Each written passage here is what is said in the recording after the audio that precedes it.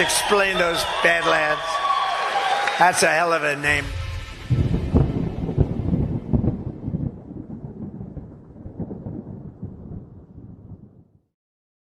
Hey, hey, hey. Hey, hey, hey. Are you ready? For the thousands in attendance and the millions watching around the world, ladies and gentlemen, let's get ready to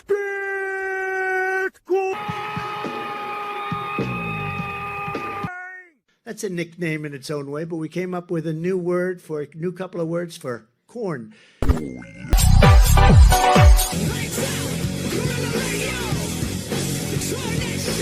you quickly tell everybody what a rug pull is? Bitcoin stands for freedom, sovereignty, and independence from government, coercion, and control. Yo, Shadalay, mother froggers. Hope you guys had a great Thanksgiving. We are back. We are live tonight on December 4th. And here we are, guys. Kind of crazy out there. But we'll just we'll just keep pumping signal. We'll keep, laughing at the haters. And we will continue on this journey to replace the proof of stake corrupt system with a proof of work based on legitimacy and value creation. But in our weekly episodes here, we have the Treasury is investigating allegations that under the feckless mismanagement of the Biden administration and Governor Tim Walz, hardworking Minnesotans' tax dollars may have been diverted to the terrorist organization Al-Shabaab. And so just another, version of exploitation of your energy. The taxpayers are paying for it all. The taxpayers are actually funding the very people we are engaged in taking down. The hole is deep, right? Do you feel sick yet? There's really only one way out of this, guys. Digital 1776. But what's funny is I'm noticing the signal get a little bit louder lately. Seeing more and more people talk about not paying their taxes, right? We've got a couple guys here. Kyle Surapin. I don't know. I guess these are big names or something. I don't know. We aren't going to vote our way out of this. Oh, wow. Captain Obvious over here. Captain Obvious says we aren't going to be able to vote our way out of this. Oh, okay. Digital violence 1776 is coming. Do you have bit power? And then you've got Robert J. O'Neill. If nothing is done with this edition 6, I'm never paying taxes again, ever. Like a little crybaby yelling into the wind. Then I'm like, you mean you're still paying the salaries of pedophiles to protect other pedophiles? Why are you doing this, man? Why? So there's all these grown-ass man-childs out there screaming on Twitter they're not going to pay their taxes. And so I think a lot of them are full of hot air until they actually grow a pair of balls and actually say, fuck them, right? You can't arrest all of us. And so, yeah, Tim Burchett calls for the federal income tax to be eliminated after President Trump pulls in a record $33 billion in tariff revenue for October alone. And so, yeah, this one did some numbers. My entire feed was filled with fuck the IRS and ending the income tax. And it's such an important part. Like inflation is taxation without representation, but taxation itself, right? The idea that another entity or group of people have the authority to take a percentage of your earnings without any effort of their own just automatically is inherently slavery. There's no other description for that. And Thomas Paine actually nailed it in December 23rd, 1776. And this time, obviously, it was Britain. And he says, Britain, with an army to enforce her tyranny, has declared that she has the right not only to tax, but to bind us in all cases whatsoever. And if being bound in that manner is not slavery, then there is not such a thing as slavery upon earth. Even the expression is impious, for so unlimited a power can belong only to God. And so Thomas Paine absolutely nailed it. And so we're living in modern day slavery, right? What is inflation? Taxation without representation. put an end to the endless. Like, guys, this Q operation was not about putting Trump in office, was not about winning the midterms. This was a biblical transformation of energy from the corrupt power structures back to we the people. Okay. And that's why I don't understand why so many people are having such a hard time with that. We're years into this. You know, it's like humans can put up with so much tyranny before they're willing to spend energy, right, to protect their resources. But I'm just surprised more people haven't figured this out yet. And so I think you guys are going to really love today's guest, because I'm always looking for bridges to explain the system we're in and to give metaphors. And like Jason Lowry's book is great, but it's hard. Like, it's a hard subject line. It can be hard. And so we're going to get into that here in a minute. We're going to go through some ads. Make sure to throw a shadily in the comments. Give us a like. Share us with your friends and family. But let's go ahead and get to the first ad, which is, of course, River. Stack Sats with River, the Bitcoin-only platform built by Bitcoiners for Bitcoiners. Why River? Zero fee reoccurring buys. Stack Bitcoin effortlessly, hourly, daily, weekly, or monthly. 3.5% Bitcoin interest on cash. FDIC insured. No minimums. Withdraw anytime. Expert US-based support. Excuse me. Human help plus private client services for big buys like 100K plus. Business accounts. Boost your balance sheet with Bitcoin and earn 3.5% paid in Bitcoin. Top tier wallet. Send, receive, and manage Bitcoin securely, including Bitcoin Lightning. Unmatched security. Full reserve custody. Multi-sig cold storage, and proof of reserves. Join the Bitcoin revolution at badlandsmedia.tv/river and earn real returns. That's badlandsmedia.tv/river. They just did an update to the app. Go get that new update. It's absolutely amazing. And the team there is always kicking ass. Let's get into the next one. Skincare went synthetic. People used something simple, something real. Tallow. Grass-fed and finished beef tallow is packed with vitamins A, D, E, and K. Nutrients your skin actually knows what to do with. It locks in moisture, restores elasticity, and defends against winter dryness. No water, no preservatives, and no BS.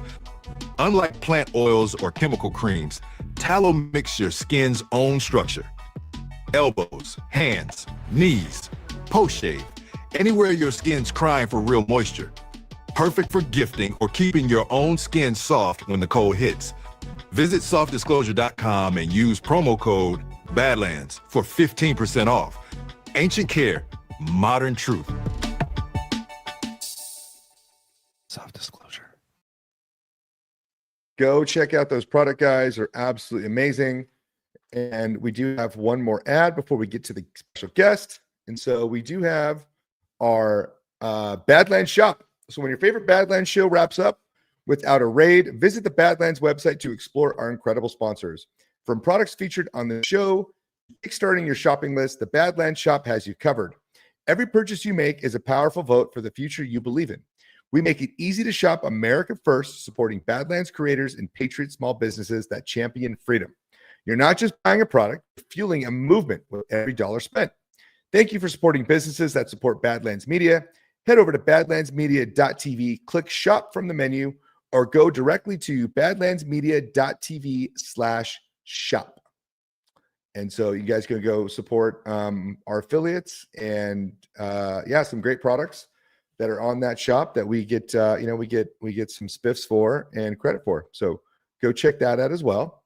But without further ado, our dasting dig of the week is this gentleman named Jonathan Drake. Okay. And so he recently joined the Badlands team, and he's host of the No Treason podcast on Badlands Media. And it's on Sundays at 8 p.m. Eastern. So let's bring him up. Jonathan, my brother, welcome to Rugpull Radio, sir. What's going on? Oh, just triggering folks and having some fun like usual. Yes, like usual. So it's funny because I think me and you got in a little tiff or something at a GART, and you were like, hey, you sent me some info before. And I was kind of like, what is this guy talking about? Like, because it was a lot of it was like jury nullification. So I wasn't really like understanding what you were talking about. And then like Chris was like, hey, you got to check him out. I don't think you understand what he's saying. And I'm like, okay, I'm going to check him out. And like, I was going to get your third or fourth episode. I forget what it was. Mhm. And you started talking about property rights.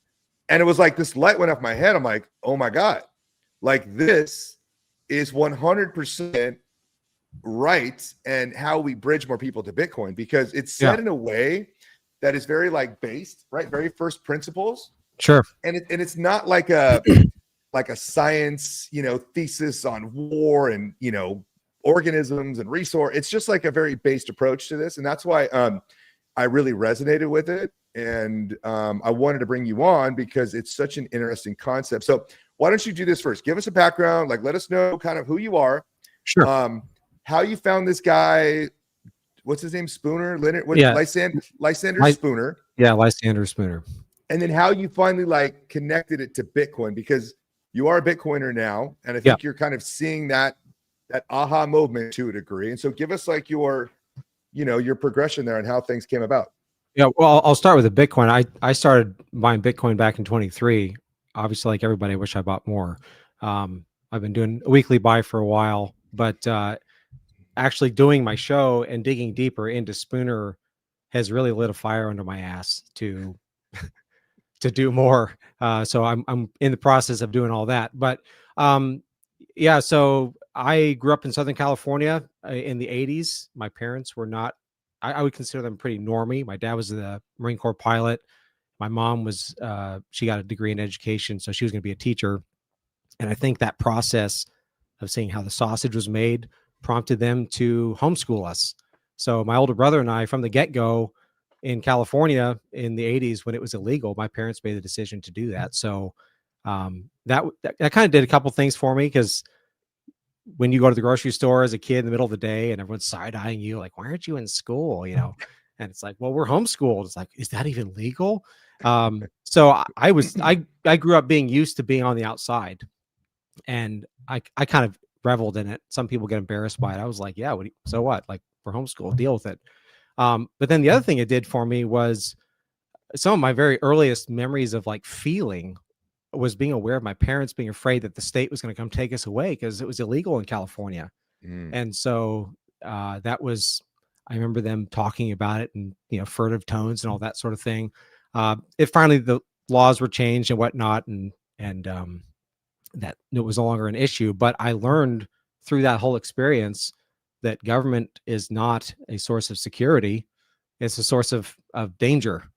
Because as a kid, you're like, why would someone take me away from my parents? That just feels wrong, which actually kind of ties into Spooner, which we can talk about a little bit later. But I mean, I don't have to give a whole life story, but we were big into Ron Paul, back in the day. Grew up, conservative, Rush Limbaugh and all that. And my older brother kind of led the charge, and through Ron Paul ended up finding Spooner's writings. And then I probably first read Spooner 2009-ish or so. And because if you take the stuff that Ron Paul was saying and you kind of take it to its logical end, you have to abandon statism. You have to go hardcore, full on, like, ideologically consistent libertarian, which he's not willing to do, but Spooner certainly is. So I actually was in the middle of getting a degree in political science at the time.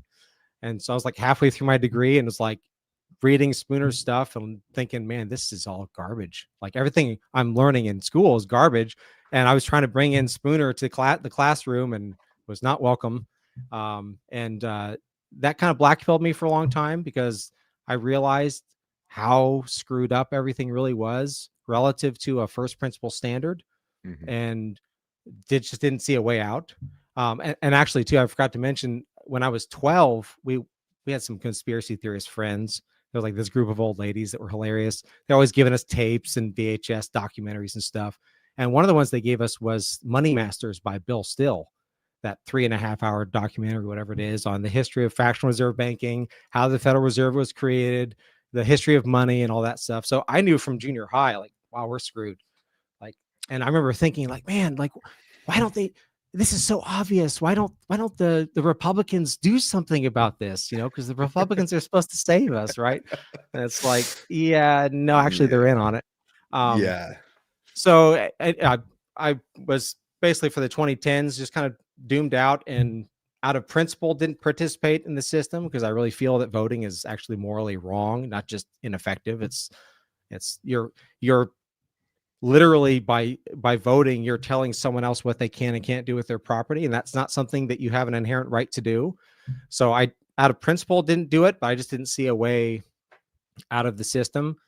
Fast forward to Trump, I didn't really pay attention to the whole Trump campaign because in my mind it was just that's another one of them kind of thing. But then the Q operation comes around, and I first heard about it beginning of 2019, and okay, there's something going on here.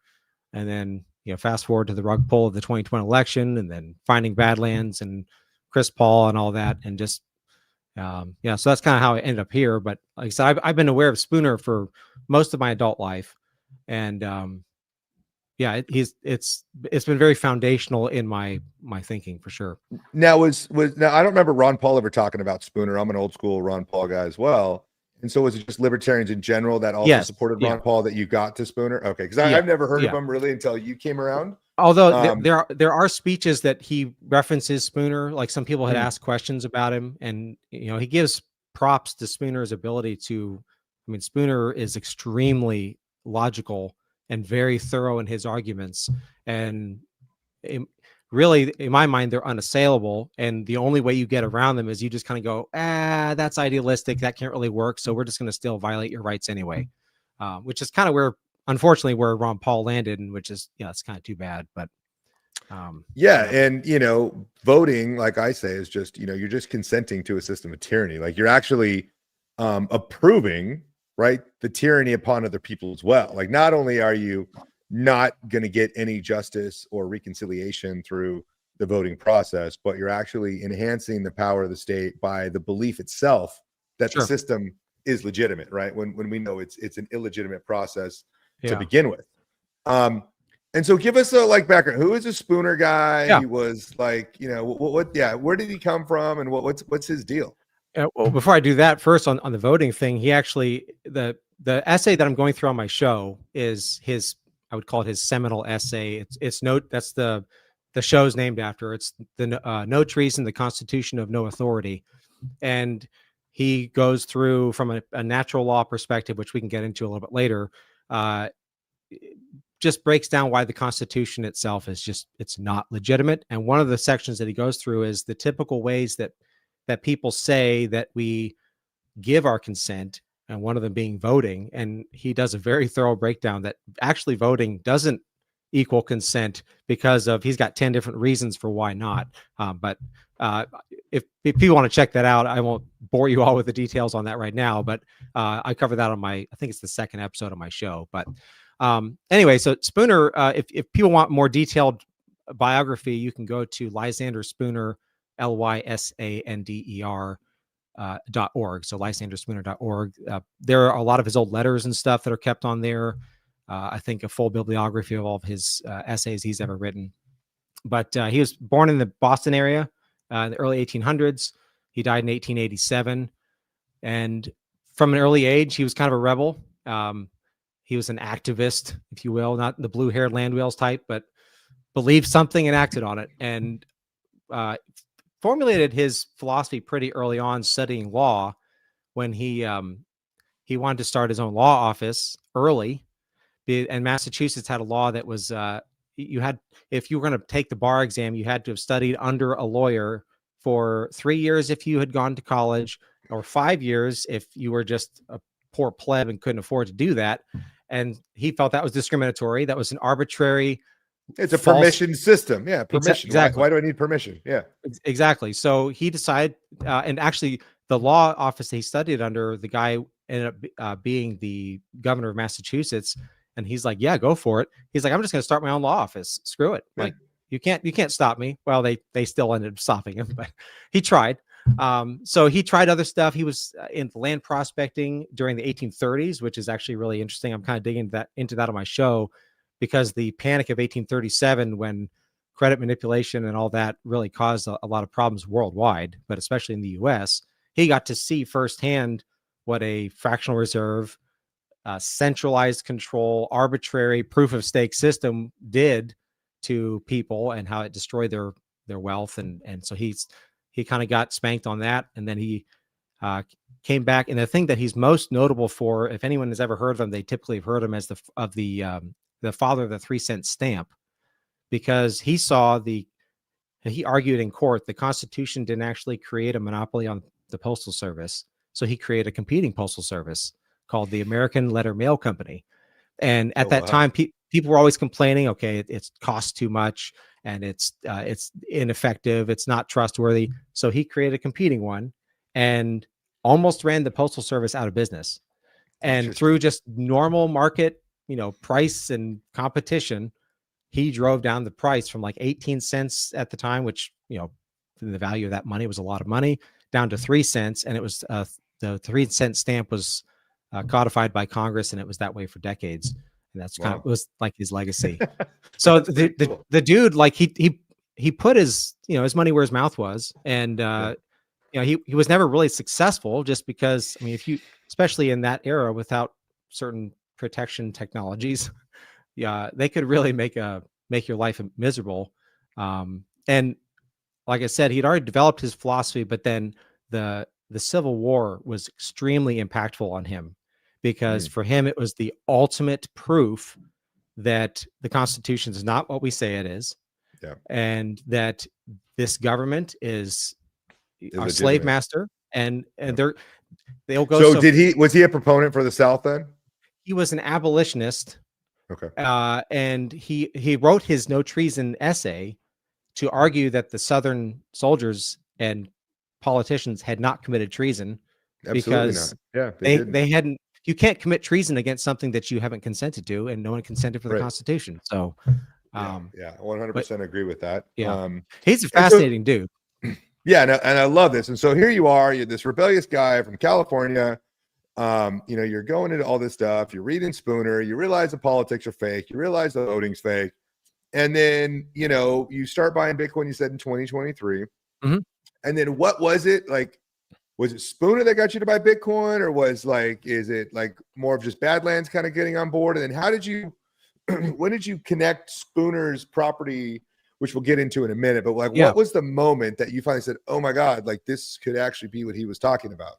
Well, I hadn't made the connection necessarily to Spooner stuff when I first started buying Bitcoin. Obviously Chris Paul's been talking about it for a long time, and I'd heard of it, and I wish someone had explained it to me in the way that I understand it now.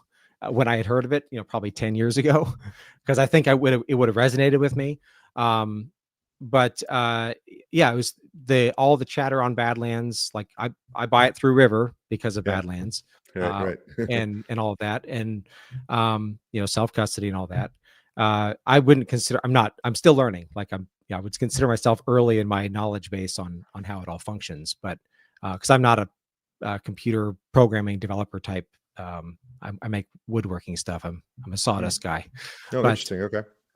But yeah, so the connection then to Spooner was really within the last month or so. Oh wow! As far as making it, and it was in the course of doing my show. Yeah, I told you, we were messaging that I've read his stuff a number of times, but how when you read something another time, you see something different. Well, so with the context of Bitcoin, the context of Trump, the context of Q, and all of that coming together, specifically when he's going through, I first noticed that he's got a quote that I had included on one of the slides that we can show up later, but it's the last slide 12. He says, bring it up real quick. Just 12. You know what? I think you got the old one that I sent you. But so I don't have this particular quote up here, but it's simple enough. He just says, all political power, as it is called, rests on the matter of money. And his whole theory is that if anyone has enough money, they can hire soldiers and form a government and then tax. And then with that tax, they can hire more soldiers and then take more tax and so on. And then the whole system of borrowing, the taxpayers, which he calls robbery, the whole process of taxing is robberies and murders, because if you resist the taxing, then they'll murder you, Right. or sentence you to be raped by a 300-pound cellmate named Anton. They have other ways of coercing you, but so if all political power rests on the matter of money, so of course my mind immediately goes to Bitcoin. I'd read that before, but in prepping for my show, I'm like, that's obviously Bitcoin. And then he says that the only security men have for their political liberty consists in keeping their money in their own pockets until they have assurances perfectly satisfactory to themselves that it will be used as they wish it to be used for their benefit. Yeah, there you go. And not their injury. So all political power, as it's called, rests on the matter of money. Yep. That the only security men can have for their political liberty consists in their keeping their money in their own pockets until they have assurances perfectly satisfactory to themselves that it will be used as they wish it to be used for their benefit and not for their injury. And it's just a very simple, laid out, plain English, light-based approach. And this is really what Bitcoiners need, is like the splash of in their face. Because so many people say, oh, you're just thinking about the money. You're just concerned about, it's like the entire fabric of our entire species first layer is monetary, for the most part. And that's I don't know why it's so hard for people to understand. Well, and that's, so that as soon as you read that, you're like, obviously Bitcoin, right? Right. That's the only way you can interpret that. But then when he describes the nature of the power to borrow, because he really breaks down the three biggest problems with the Constitution is, first, you have the speech and debate clause, which means they can't be questioned. And that's where we'll be able to segue it in a little bit to the property rights, because if you can't be questioned in your authority, that's absolute and irresponsible authority. Okay, so let's start here. Do we want to start here with slide 1 and go through this, or do we want to start with the three pieces here? We can do that, because I think it would help to kind of do a progression. Perfect. Yeah, let's do that. Everything he does is based on his concept of natural law, which natural law is something that if you read any of the founding fathers' writings, its wording is even codified in the Declaration of Independence and all that stuff. It's the idea that nature itself is written in, or was created in such a way that there's a certain pattern of behavior, a certain standard of behavior that if you follow will lead to peace. And if you don't, will lead to war. It's just that simple. So I kind of call it like a second tier first principle, because as Spooner does, I would argue the very first principle is God is. So God is creator, God is judge, God established patterns in nature. There's patterns for weather, there's patterns for magnetism and all that kind of stuff. There's patterns for human behavior. And actually, if you distill it all down, it's what Jesus said, do unto others as you would have them do unto you. That's natural law in a nutshell. So that's where Spooner gets that. Yeah, and he puts, in the beginning, all of man's rights of person and property. Yeah. The Declaration of Independence, Constitution, they didn't include property. They just put life, liberty, and pursuit of happiness. What the fuck does that mean, right? It should have been life, liberty, property. And that's a well, mistake. Actually, Spooner would say that happiness is a form of property.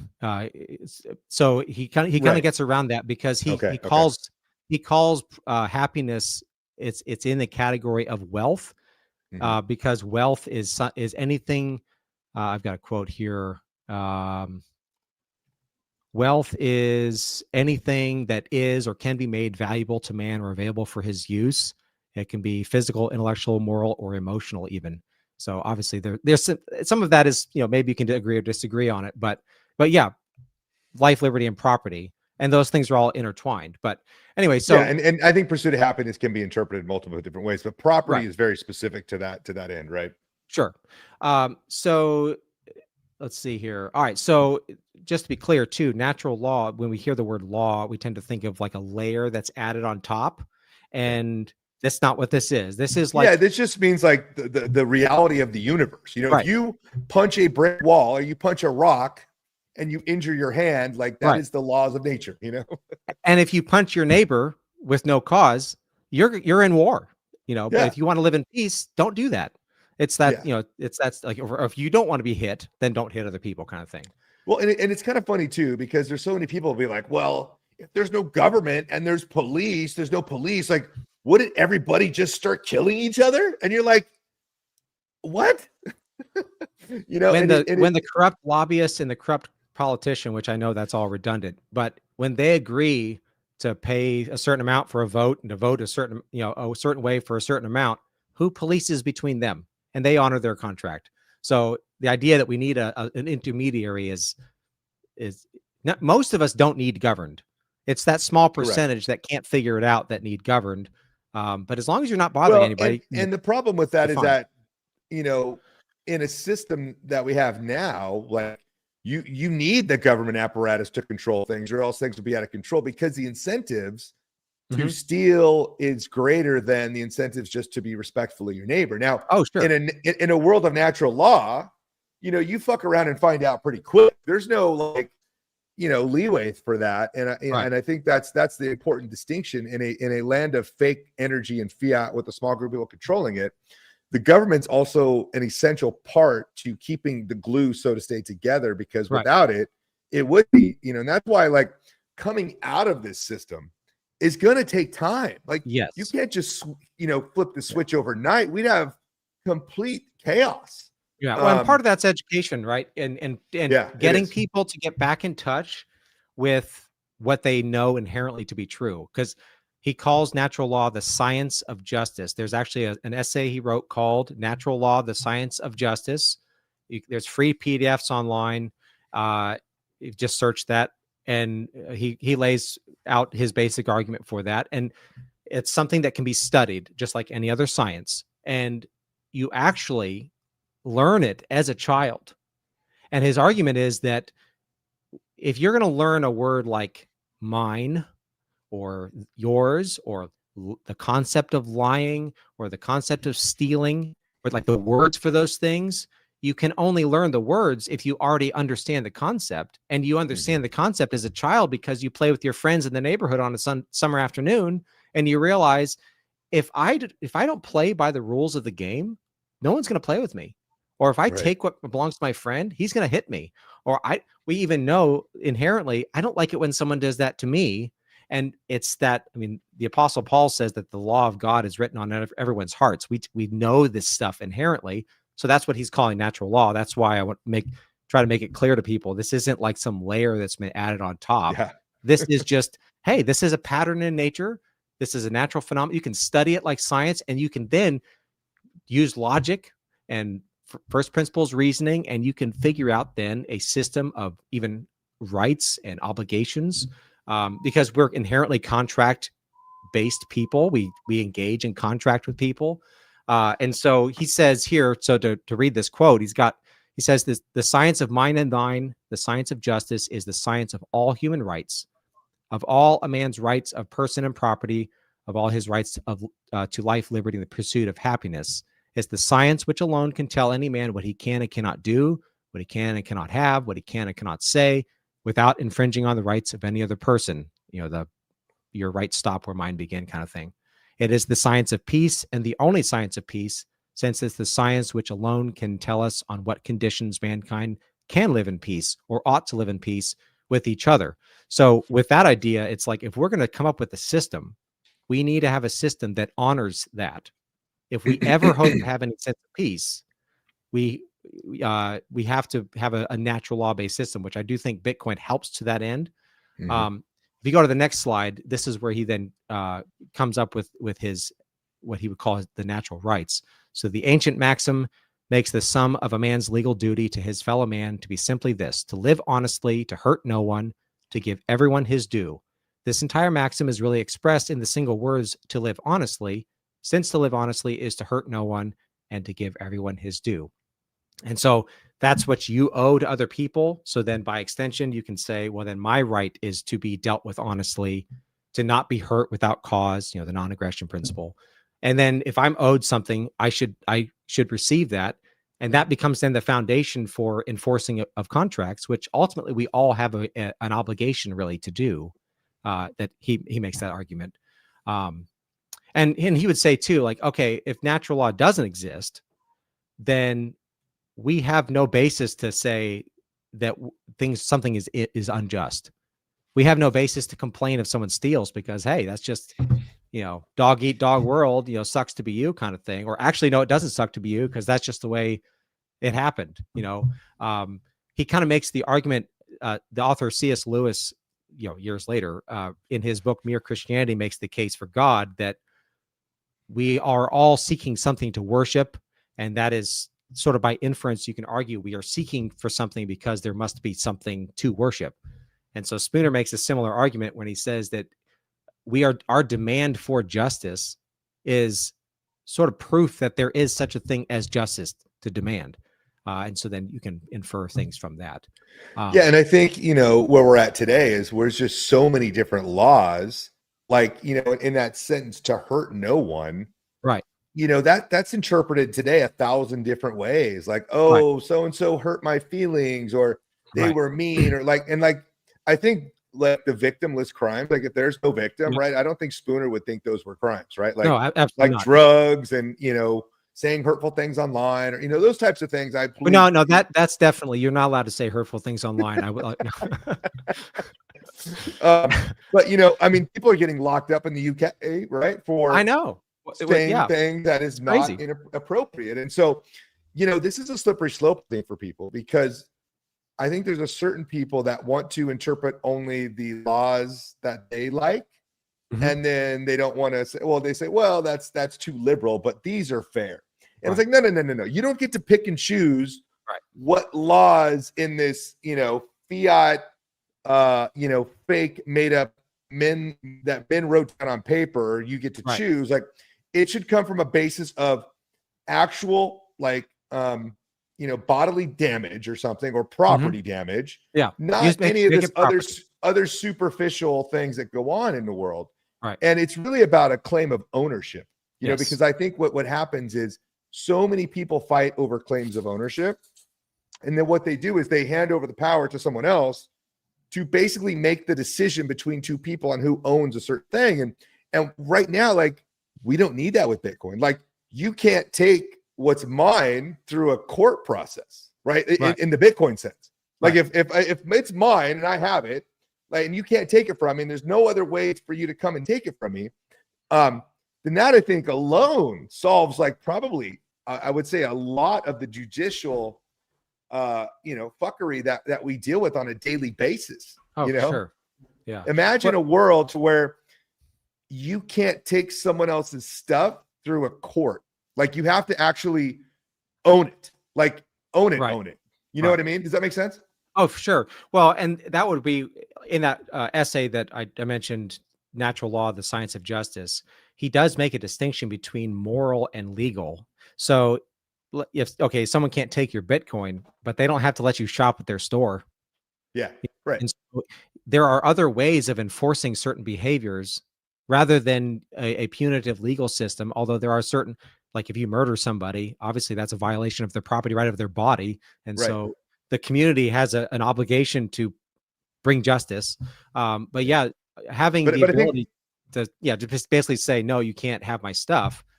There are certain, like I said, there are like certain moral aspects of it that's going to depend on each culture. Ultimately. Well, and I also think the moral aspects have to do with the reputation, right? And so what's going to happen, I think, in the future is like, well, like, you can screw me on this deal, but is it worth it in the long run for your reputation in a world where everything is online and transparent, And I think that's really also important in where we're going, because if you do screw someone over and it's transparent, like, that small transaction of ripping someone off could literally ruin the rest of your life for being able to transact in a way with people that don't trust you. Well, and then that would be up to the that speaks to being more local in your focus on community. And so, you can pay your dues, so to speak, and demonstrate, look, I learned my lesson. I'm sorry.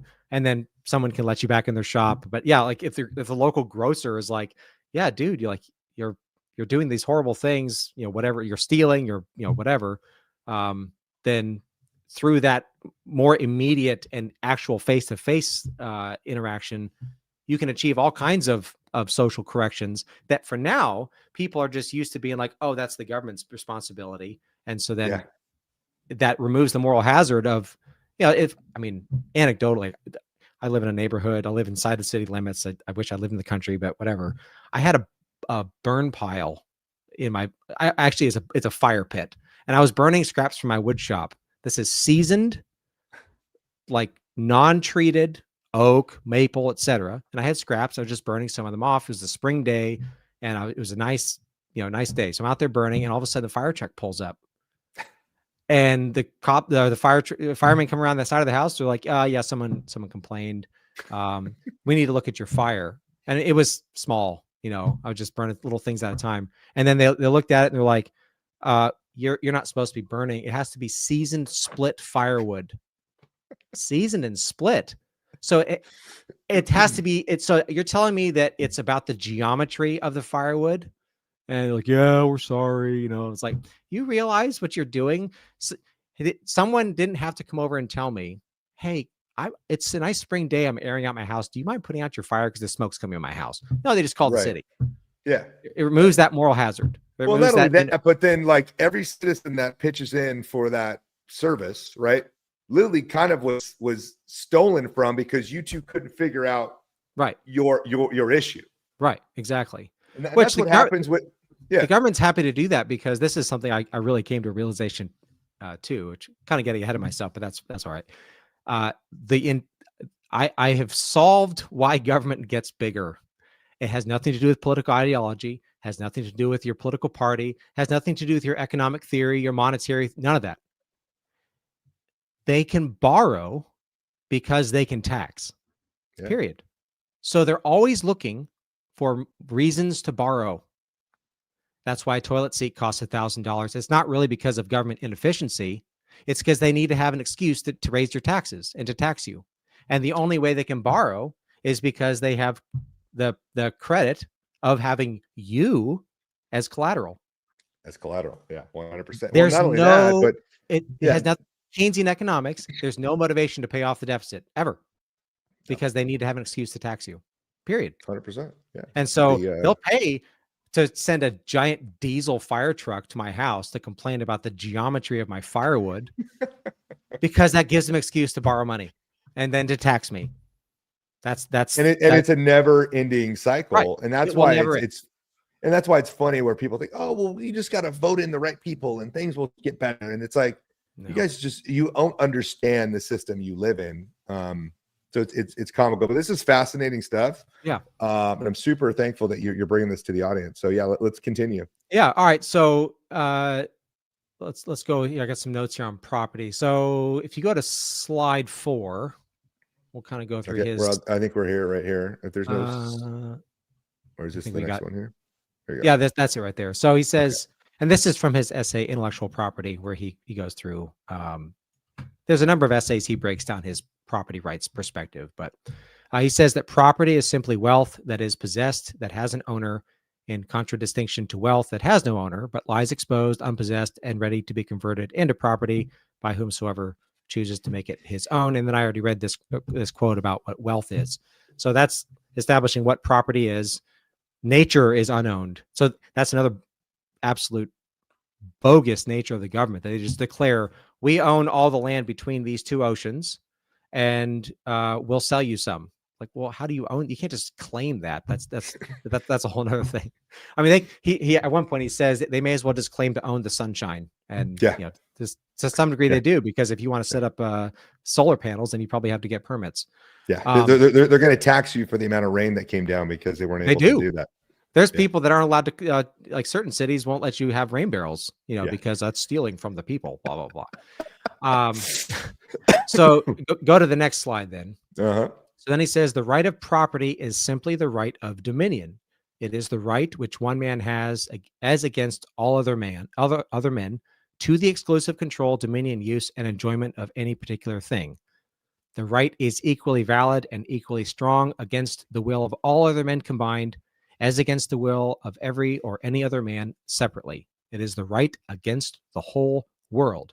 The thing is his and is not the world's, and the world must leave it alone, or it does him a wrong, commits a trespass or a robbery against him. And so then this is getting into where the line that you appreciated about this is, and by the way, guys, this is the line that was like, oh my God. Yeah. Right. Like this is the heart of what I really was like, holy shit, we need to flesh this out. So go ahead. So go to the next slide. Yep, right here. So yeah, the right of absolute and irresponsible dominion is the right of property, and the right of property is the right of absolute irresponsible dominion. The two are identical, the one necessarily implying the other. Neither can exist without the other, and that's self-evident. You can't have absolute authority and not have irresponsible, and I'll explain what that is in a second. And you can't have irresponsible without having absolute. So what he means by absolute is obviously total dominion. Think of it as total dominion, not 1% tax, not like 99.99. No, like full, absolute, without any distinction, full ownership, mic drop, right? Like nothing else. You can't own my hand and I own the rest of my body. That's not possible. And that's the nature of property, is that if someone owns a part of it, ultimately they actually own the whole thing, especially if they're the ones exerting power over it. And that's exactly what taxation is. Like they can claim they have a small percentage of it. No, you get nothing. And that's why I always make a joke. Like my offer is 0.0. Like you get nothing, right? So you're telling me there's a chance. Yeah. They're not claiming to be able to take 3%. They're saying we have 100%. We'll let you keep 97. That's what's really going on. Very good distinction. Because, as he points out, if you go to the next slide, which, by the way, what he means by irresponsible, it's not like an idiot teenager. It's unbeholden.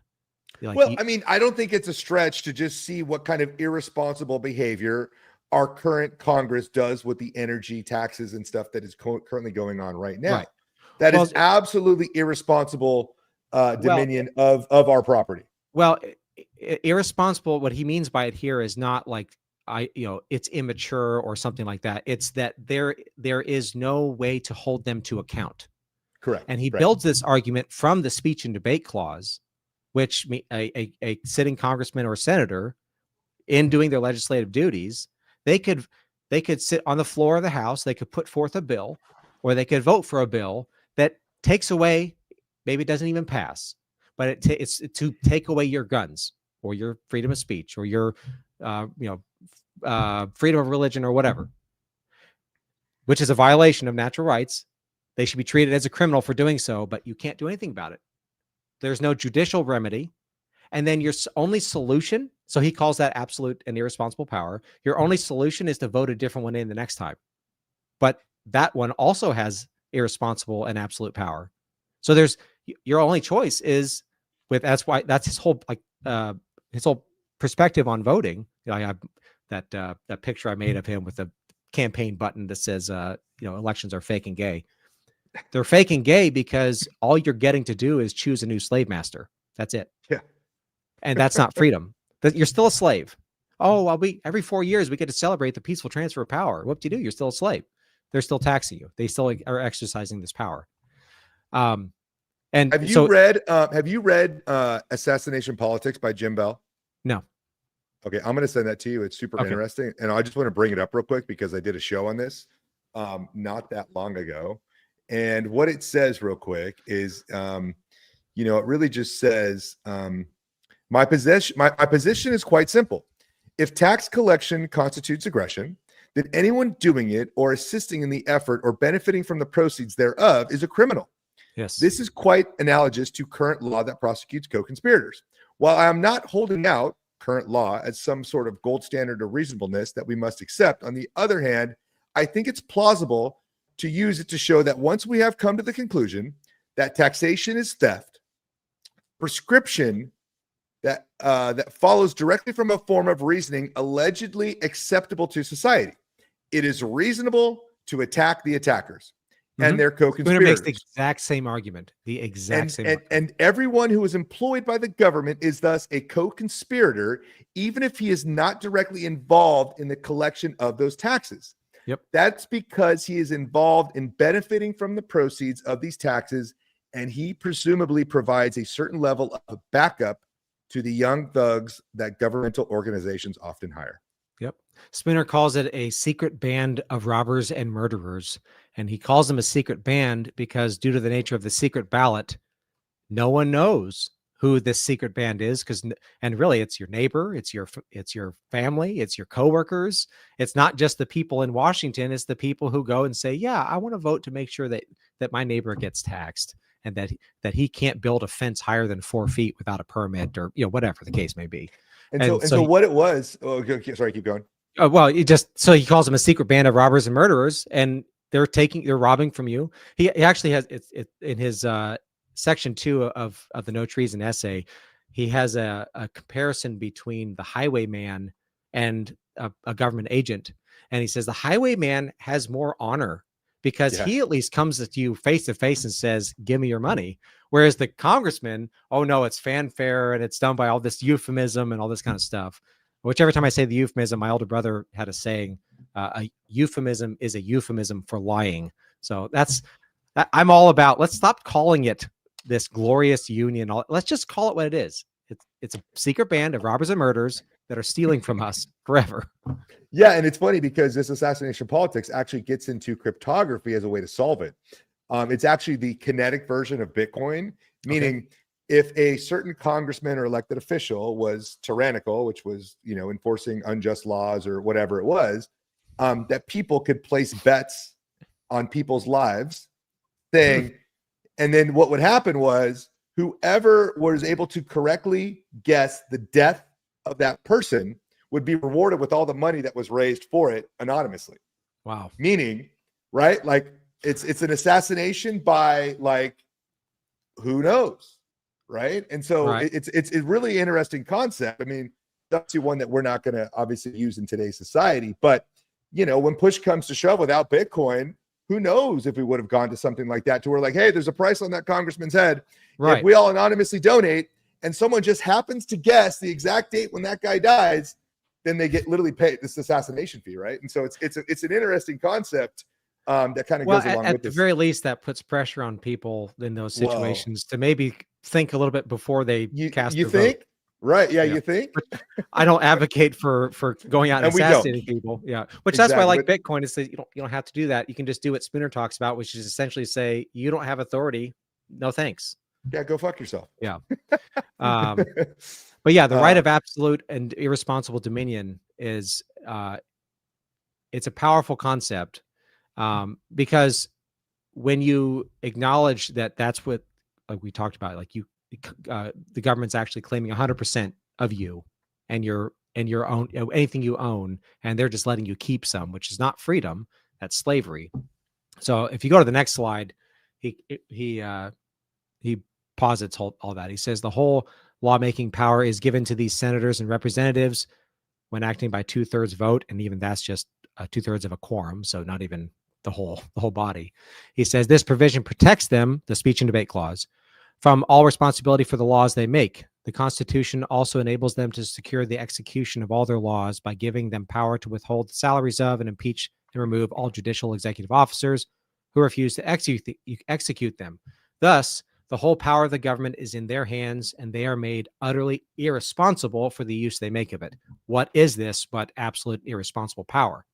And then the next slide is his conclusion based on that. So if they have absolute and irresponsible power, what makes them, that is us, slaves, is the fact that they now are and always hereafter to be in the hands of men whose power over them is and always is to be absolute and irresponsible. If therefore Congress have that absolute and irresponsible lawmaking power, which the Constitution, according to their own interpretation of it, gives them, it can only be because they own us as property. If they own us as property, they are our masters and their will is our law. If they do not own us as property, they are not our masters, and their will as such is of no authority over us. And going back to his quote, that all political power, as it is called, rests on the matter of money.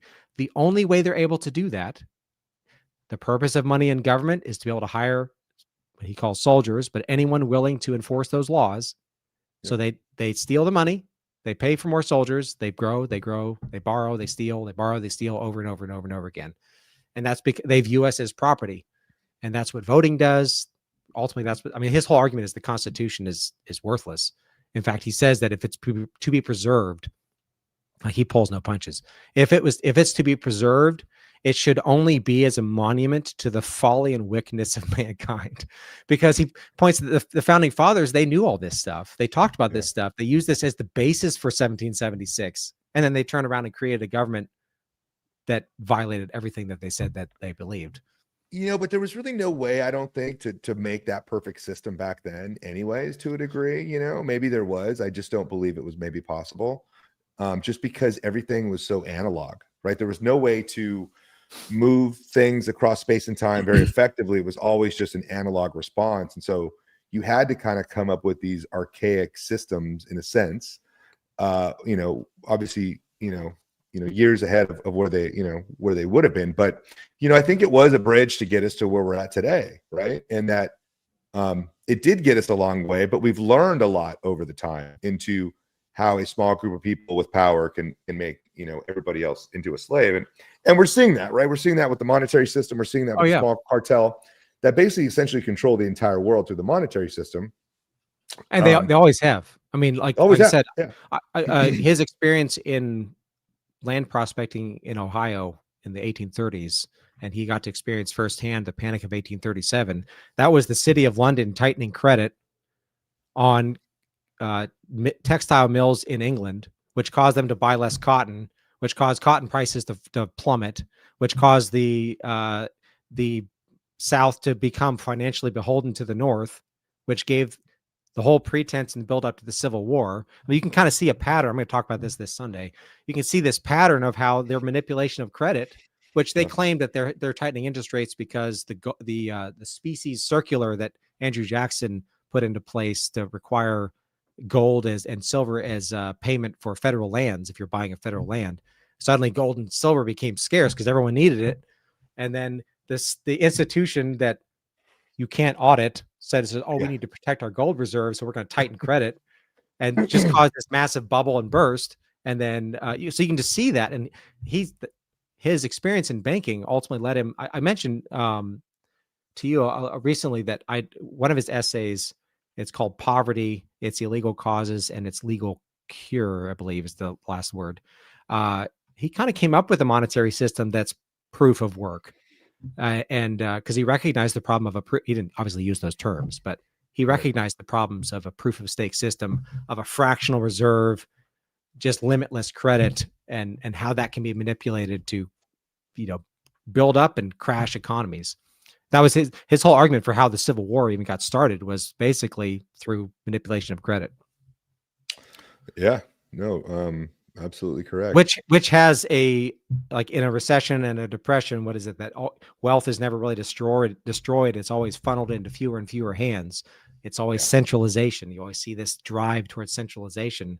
And it's no coincidence that in the 1800s, the entirety of all across the world, there was like 12 or 13 countries connected to the city of London that were all experiencing very similar social turmoil, with credit manipulation being a large part of that, and the centralization of financial and political and all that sort of power.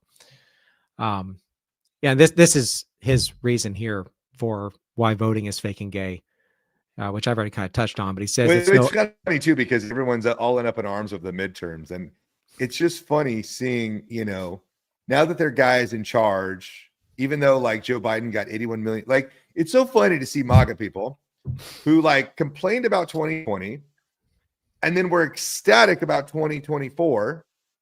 But if you're ecstatic about 2024, you're saying the Joe Biden presidency was legitimate. You're actually legitimizing something that was illegitimate. Right. And I don't know how they don't register that in their heads, or there's such a rah football game type of thing. They don't care, I guess. Yeah. I'd made this comment in Chris's chat right before the Myrtle GART, or maybe at Myrtle GART. That was my first GART that I went to. And I had the realization that, because the whole claim was it was too big to rig, right? It's too big to rig. It's like, well, how was 74 million too big to rig, but 76 million or whatever the numbers were? I think it was 76 in 2024 and 74 in 2020. How is that too big to rig? But in 2020, it wasn't. Yeah. That doesn't track. Obviously it was, like Trump's been saying, it's, well, you can't really believe it. It's fake. But this is why Spooner would say it's fake here, though, because even let's say elections were real. Let's say that one vote, one person, one vote, and it was counted and it actually mattered. Here he's saying, it is of no importance. I appointed him and put all power in his hands, this government agent, this president, this senator, this congressman. If I made him uncontrollable by me through the speech and debate clause and irresponsible to me, he's no longer my servant, agent, attorney, or representative. If I gave him absolute irresponsible power over my property, I gave him the property. If I gave him absolute irresponsible power over myself, I made him my master and gave myself to him as a slave. It's of no importance whether I called him master or servant, agent or owner.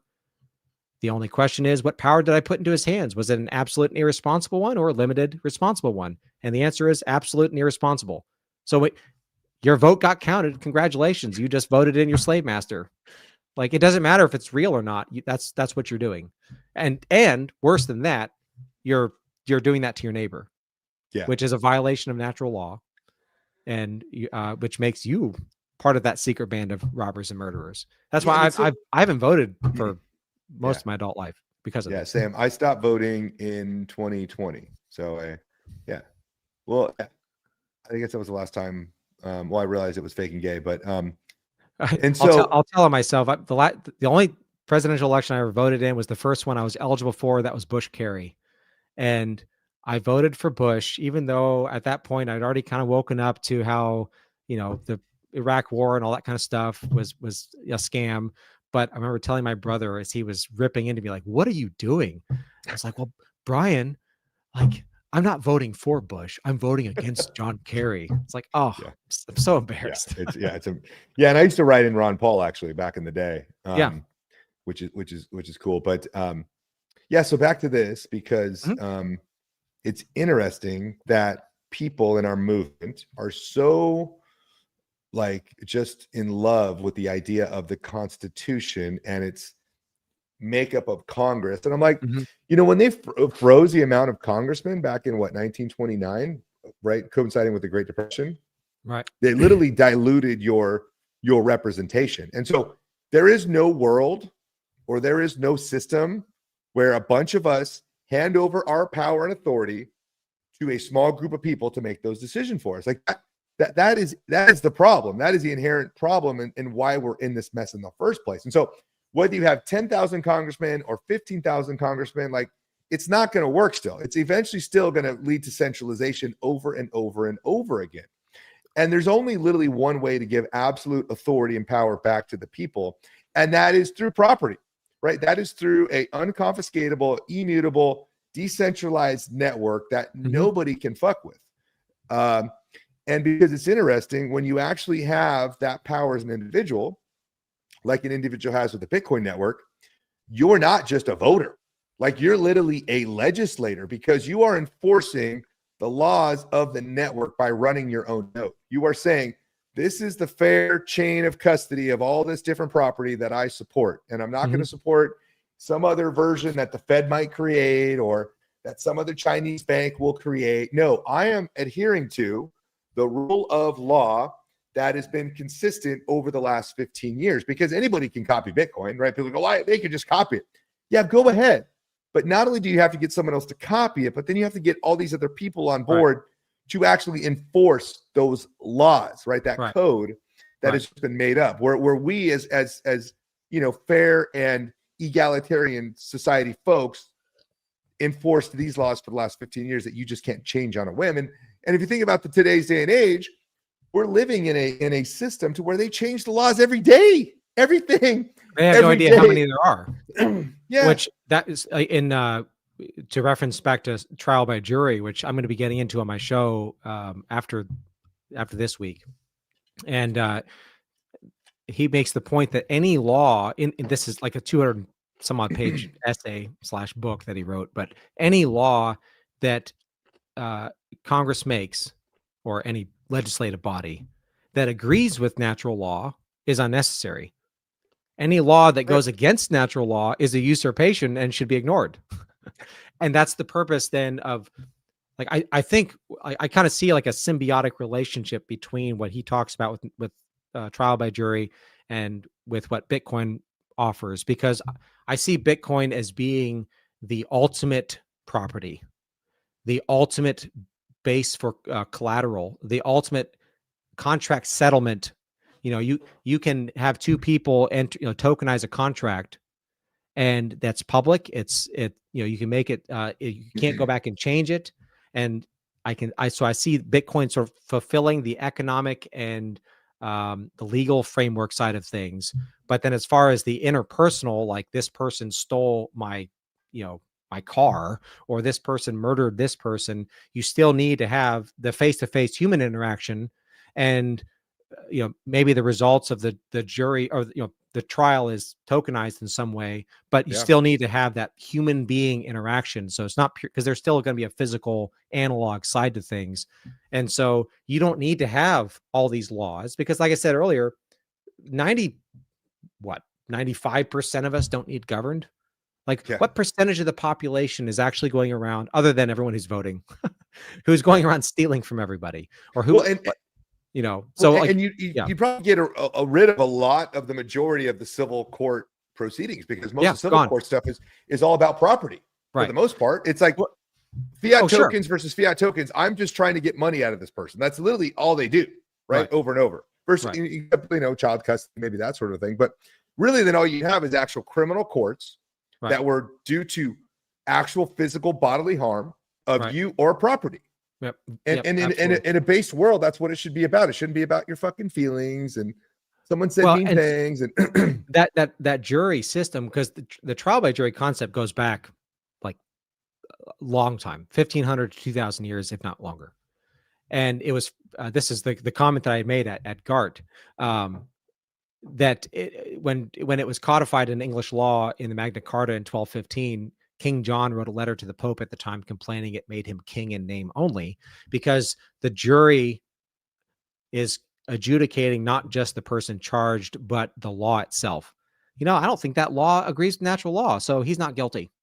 And so you don't have to study the law for this, because like I said earlier, natural law as a kid. And so this provides you an immediate feedback loop where you can just go around and randomly interview 12 people and be like, would you convict someone if they did X, Y, Z? And all you need is one person to be like, no, that's ridiculous. That's your natural right. You're fine.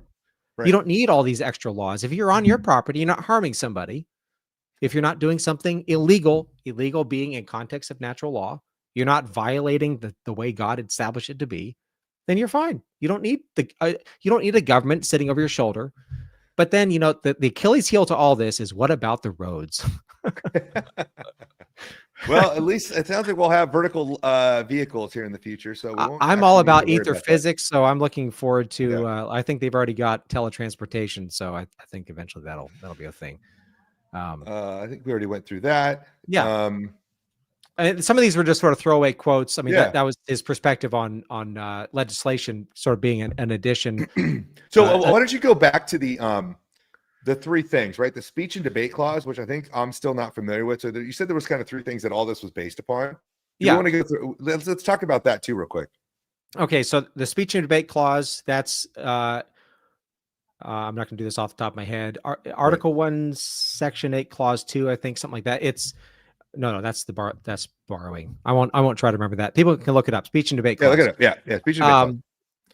I don't have Matt Arrett level of data retention. That's okay. Data recall. That is the principle that as long as a congressman or a senator is on the floor and they say, they can literally come out there and say, obviously meaningless, but they can say 2 + 2 = 5. And let's say that was illegal. You can't sue them, and they can't be held legally liable for anything they say or do on the floor, because the argument is that's supposed to protect and spur debate. So if they're constantly thinking like, oh man, someone could come back later and come after me for the things that I did while I was a congressman or senator on the floor of the House and debating, well, I can't debate those things.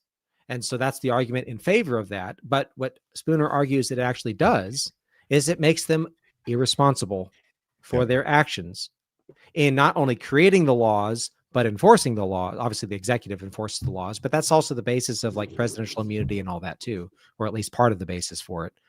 So that's like major problem, and that's what eliminates voting as legitimate, even if it were real. Off the bat, right? Just yeah. off, you can't question these people. That's what gives them.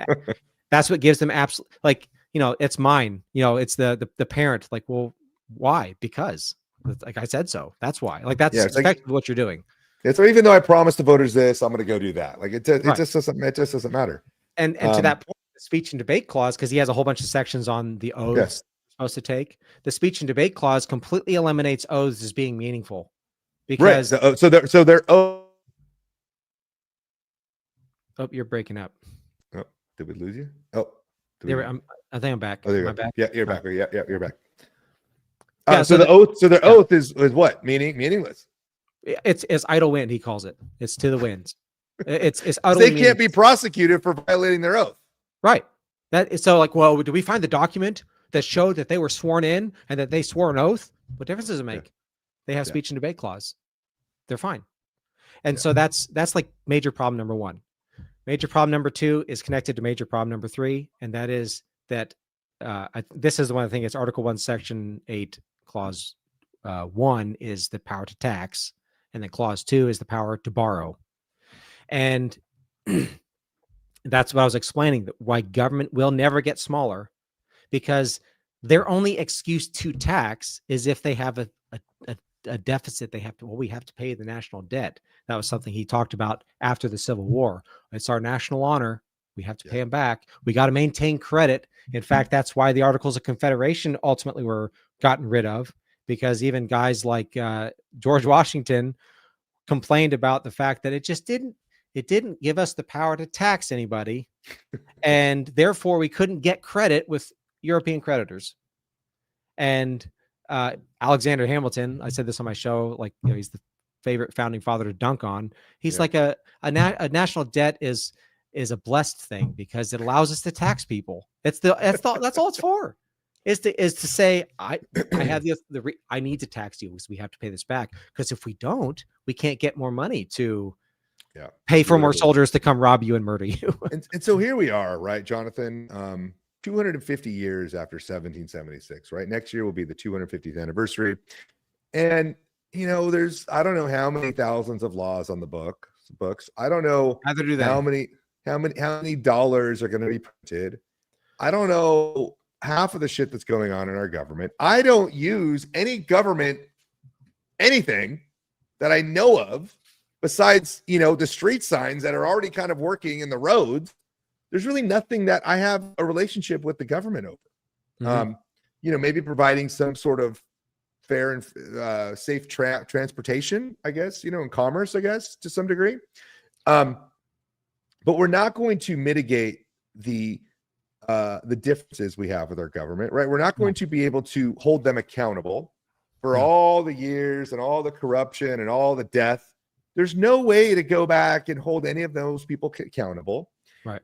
And now we have this interesting technology, right? That was born of a Genesis block, that has no founder, that is decentralized, that is built and backed by real energy, meaning natural law, right? Like, you can't produce Bitcoins unless you are plugged into the network. Mm-hmm. And it's created the electricity that powers those machines cannot be faked, right? You can't just fake it till you make it, right? It's real energy, and it's lots of energy that is providing the security, the defense of this entire network. And not only that, but it gives the individual the right to self-custody. You can own this property in cyberspace that no government or military or anybody can block, confiscate, tax, any of that stuff. Right. And, at what point do people realize that if enough of us actually just according to natural law with the moral high ground, just say no. Yeah. We are no longer going to provide you with our energy to give you irresponsible authority or domain over our resources. Is that just like a simple explanation of how we can maybe win this? I mean, that's kind of what I came to, because the conclusion that Spooner makes is that it's not worth reforming a system that is designed to enslave you. There's no, you don't go to Vegas and beat the house, because they design the games to win and for you to lose. So you might have periods of time where it feels like, oh, yay, we got some, we got some concessions or whatever. But on a long enough timeline, you're still a slave. And so that was the conclusion that, like I said, this kind of radicalized me. And I'm still in the process of that radicalization because I would like a peaceful way of just saying no. And that's really what Spooner says. You just say no. You just, no, I don't recognize you. But you have to have a defensive network in place. And so, I mean, for me, Bitcoin doesn't solve the ultimate problem of sin in people's hearts. It's not going to create a sinless world, but it is, when you analyze what our enemy is and how they operate, and that all political power, as it is called, rests on the matter of money, and the only security for your personal and political liberty is to keep your money in your own pocket. Like, okay, well, now there's a technology that allows us that freedom and gives us, really for the first time on an individual level, a shot at doing that.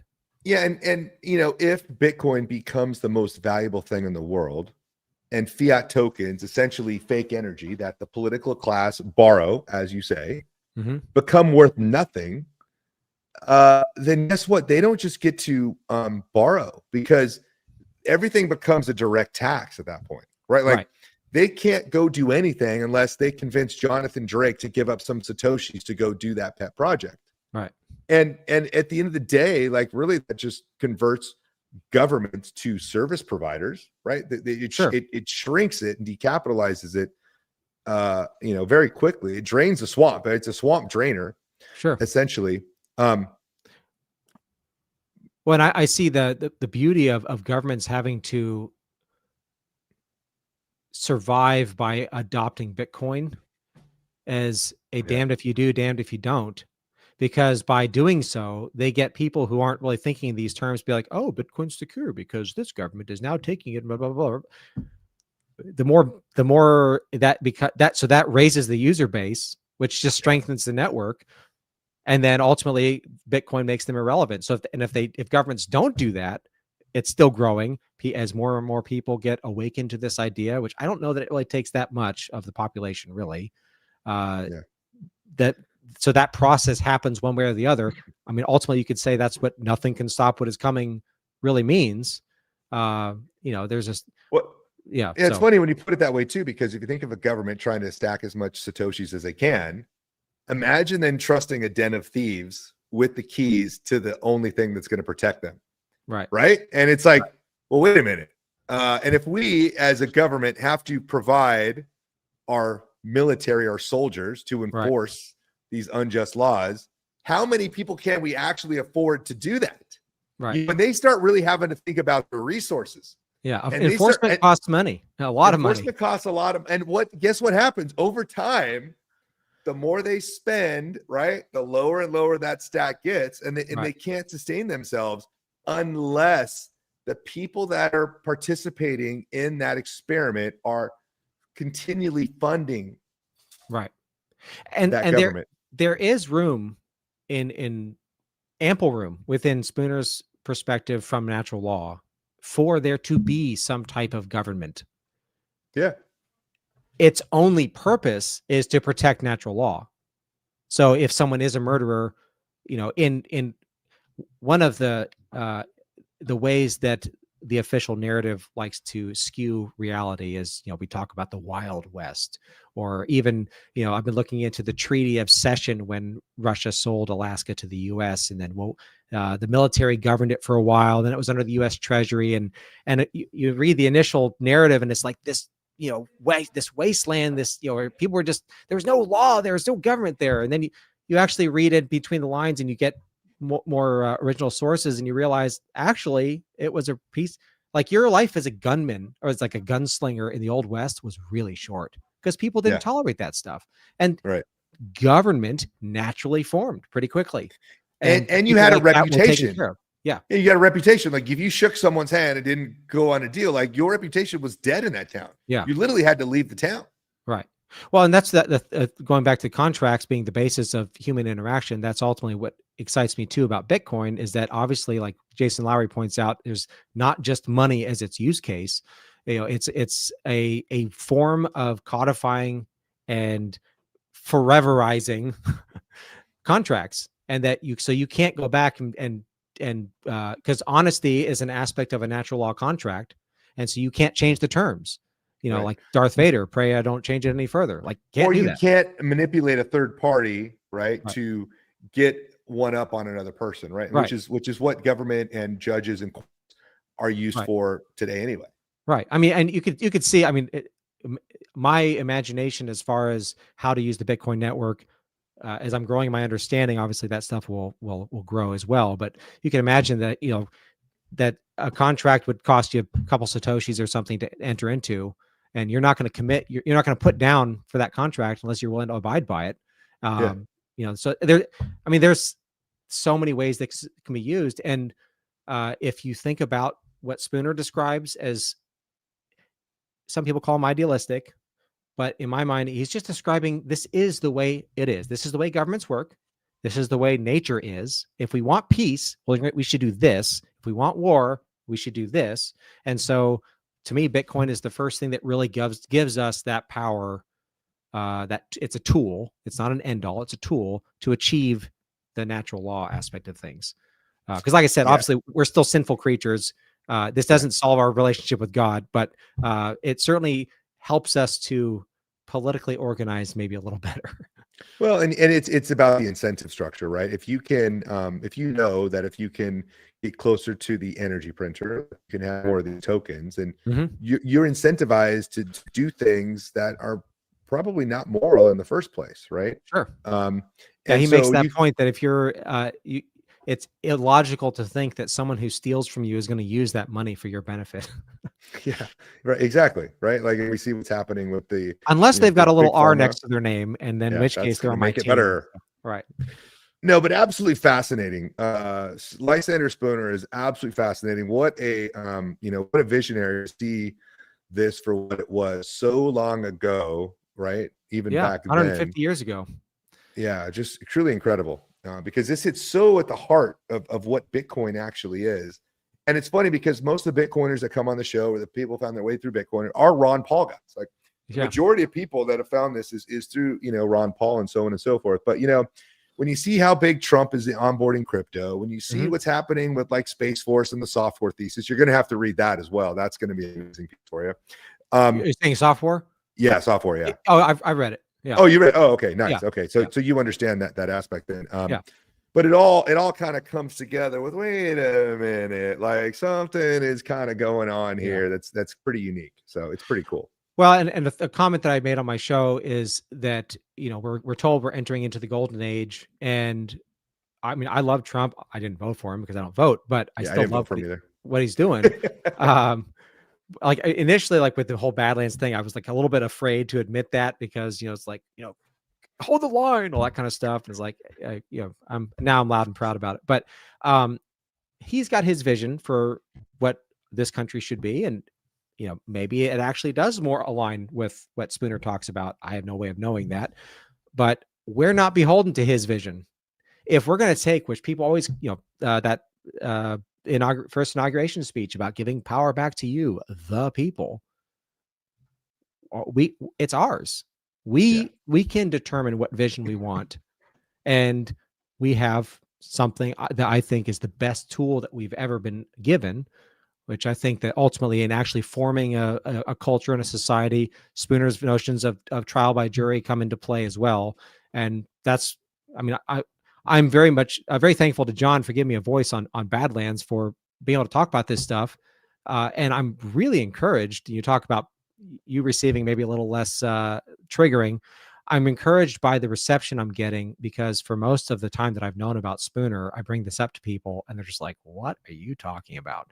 And now it's like people are really chewing it up. So I'm pretty stoked about that. Yeah, and that's why I said it's going to be a great leeway into the Bitcoin community, because they're going to fully understand this concepts, and so we should start introducing it to more and more people. But for sure. No, dude, absolutely fascinating. We do Pepes of the week every time, guests come on. Pepes are, of course, these immutable smart contracts.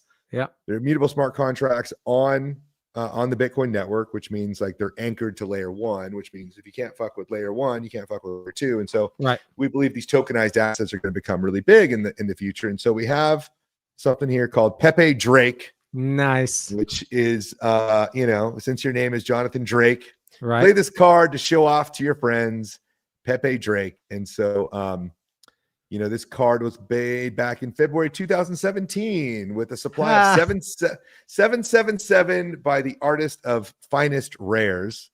This is a really cool card. This artist is actually pretty legendary. Let's go for about $2,000, and it's a pretty legendary card. And so if you guys are interested in tokenization, come join us in the Pepe project. We talk about the games of Trump, right? This tokenized version that was made with all those 17s on it before Q ever dropped, and a lot of fun stuff there. But why don't I do this? Why don't I play this little clip of the bankers and the deaths and the false flags, and then we'll say goodbye to you after this little video here. All right.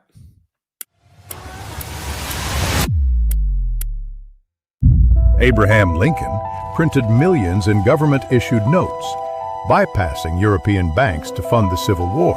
5 days after the war ended, he went to Ford's Theater. President McKinley supported the gold standard, while others favored a central bank with a flexible currency. It wasn't long before an anarchist was let into his rally. 3 business titans allegedly opposed the creation of an American central bank. They all took an unsinkable ship owned by J.P. Morgan. He was supposed to go with them, but canceled last minute. That ship was called the Titanic, and the Federal Reserve was founded the next year. Senator Huey Long rallied against the Fed and tried to cap America's wealth. He was shot inside Louisiana's capital. His gunman was killed instantly, with no autopsy, lost evidence, and conflicting ballistics. Congressman Louis McFadden accused the Federal Reserve of high treason for causing the Great Depression. He collapsed after a banquet. The official story? Heart attack.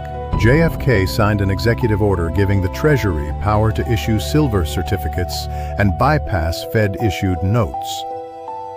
You know how this ends. Congressman Larry McDonald, a fierce critic of all global banking elites, boarded Korean Airlines Flight 007. The plane accidentally veered into Soviet airspace. All 269 souls died, and Moscow held the black boxes for a decade before releasing edited data. Thomas Sankara, president of Burkina Faso, rejected IMF and World Bank loans. Shortly after, he was assassinated in a coup. His successor immediately took the loans. By the year 2001, very few countries didn't have Western-controlled central banks. Afghanistan and Iraq were 2 of them. All they needed was an excuse. The ruler of Libya, Gaddafi, proposed a gold-backed African dinar to replace the dollar for oil. NATO intervened in Libya's civil war, and Gaddafi was killed. Libya got a new central bank.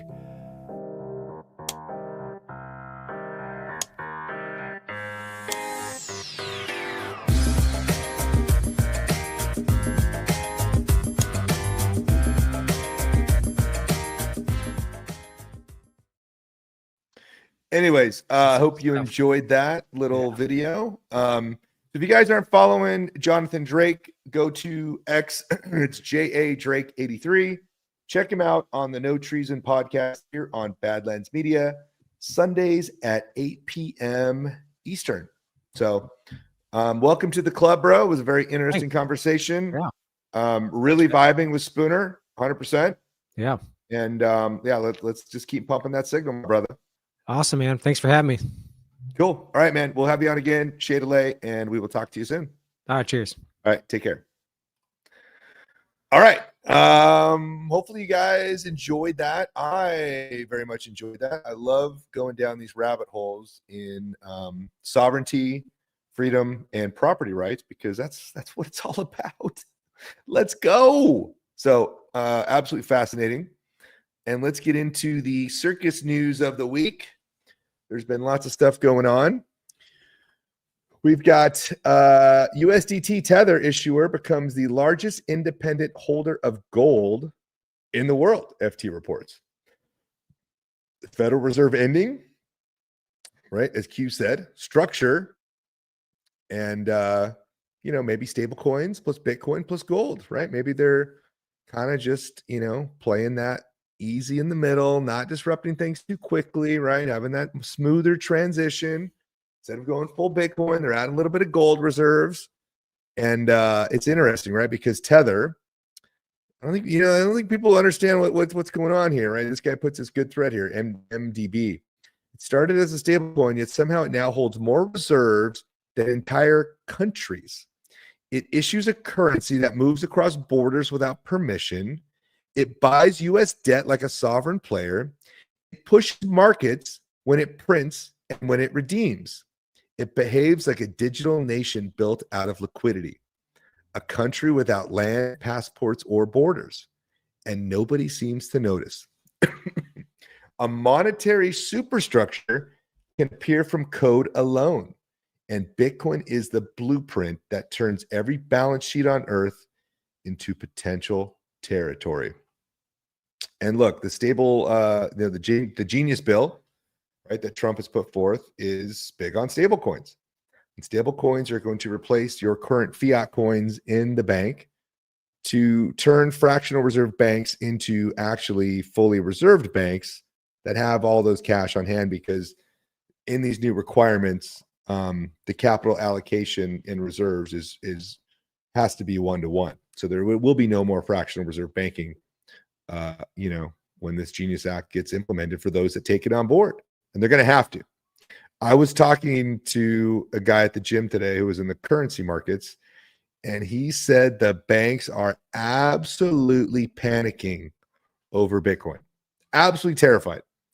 One of the reasons is because I don't think a lot of them thought Trump would come on so strong with all these different products and unleash crypto hell upon these bankers, which he's absolutely doing.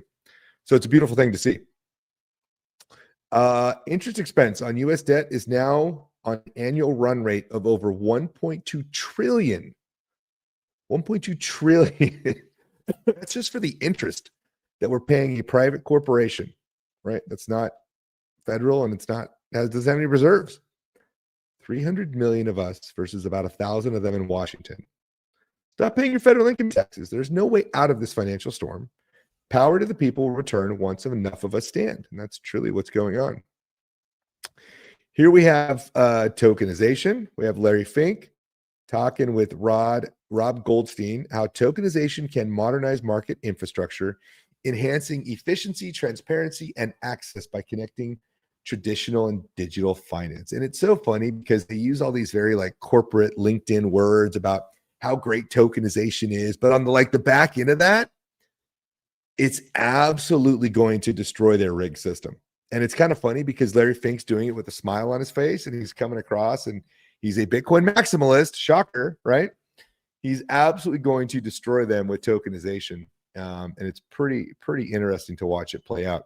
Here's a little clip from Brian Armstrong from Coinbase on tokenization as well, who just was meeting with Larry Fink. If you just zoom out for a minute and say, okay, these companies are staying private longer, right? Sarbanes-Oxley and all these things made it more difficult to go public. The amount of demand for capital in these private companies is just going to keep growing and growing.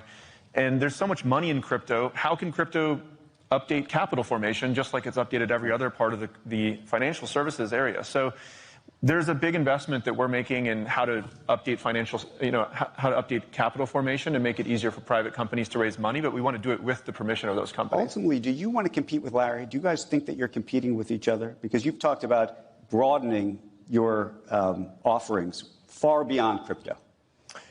No, I don't think so. In fact, we're a great partner of theirs on their ETF. Right. We're powering, I think, more than 80% of the ETFs for crypto in terms of custody and trading. And as there's an effort to tokenize their funds, Coinbase is well positioned to be the leader in just tokenization of every asset. I mean, we've done that with stable coins. You can look at it happening now in various parts of the world with stocks. It should be happening with every fund. And what we want to do is actually market their products to our customers. That the $500 billion of assets that you mentioned for retail and institutional, we want to put those products in front of our customers. Boom. And so no more naked short selling, full alloidial title to the individual that owns that stock, right? So there's no more securities lending on those products, and kind of a beautiful thing. Here is Scott Bessent. I love this dude. This dude is just like, he's just so based, you know? So there's a Supreme Court ruling coming up about the tariffs and Trump's ability to do that. And so Scott Bessent's like, yeah, you know what? Scott says, fuck your rules, fuck your courts are fake and gay anyway.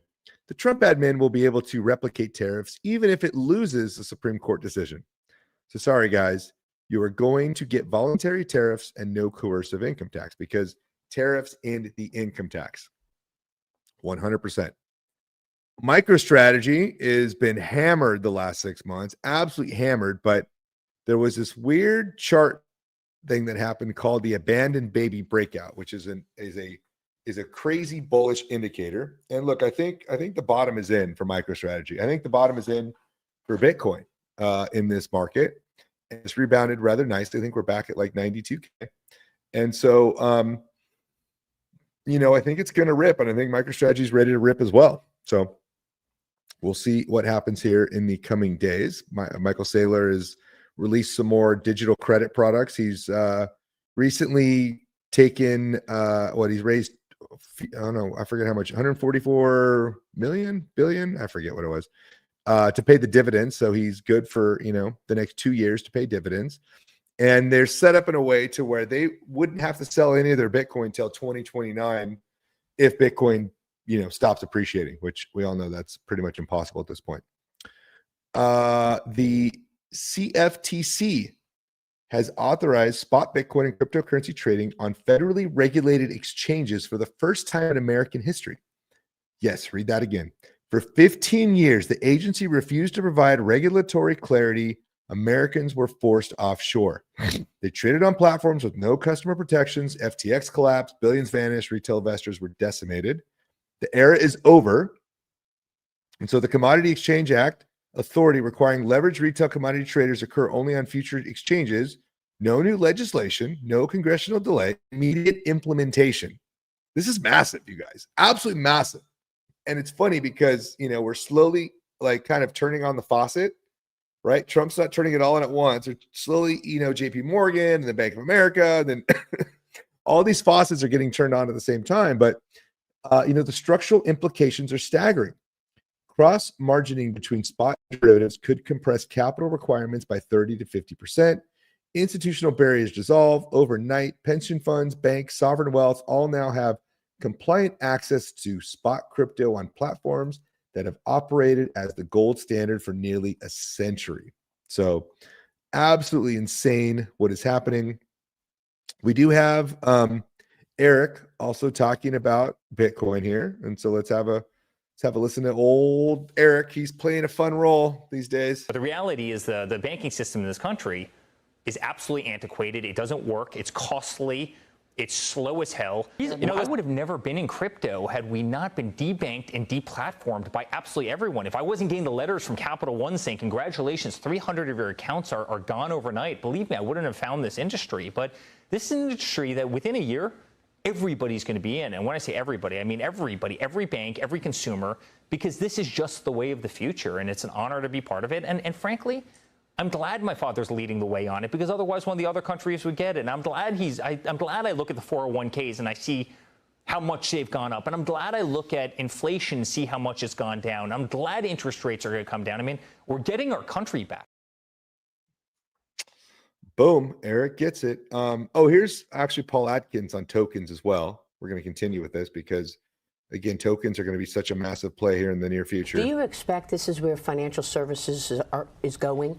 Are the major banks and the brokers out there today moving increasingly toward tokenization? Oh, absolutely. And it's the way the world will be, here in the, maybe not even in 10 years, maybe even a lot less time, maybe a couple of years from now. So I think that all of this modernization of the markets, I think, is good. And the trouble that we've seen here over the past few years is that the SEC, unlike historically, it never was necessarily at the vanguard of pushing new innovations. It was always a little bit behind the market, of course. But here recently, it's been almost standing athwart the marketplace, and as it's as all these new innovations were coming about. So that's no more. We're actually embracing it, and I believe that we need to be embracing it to keep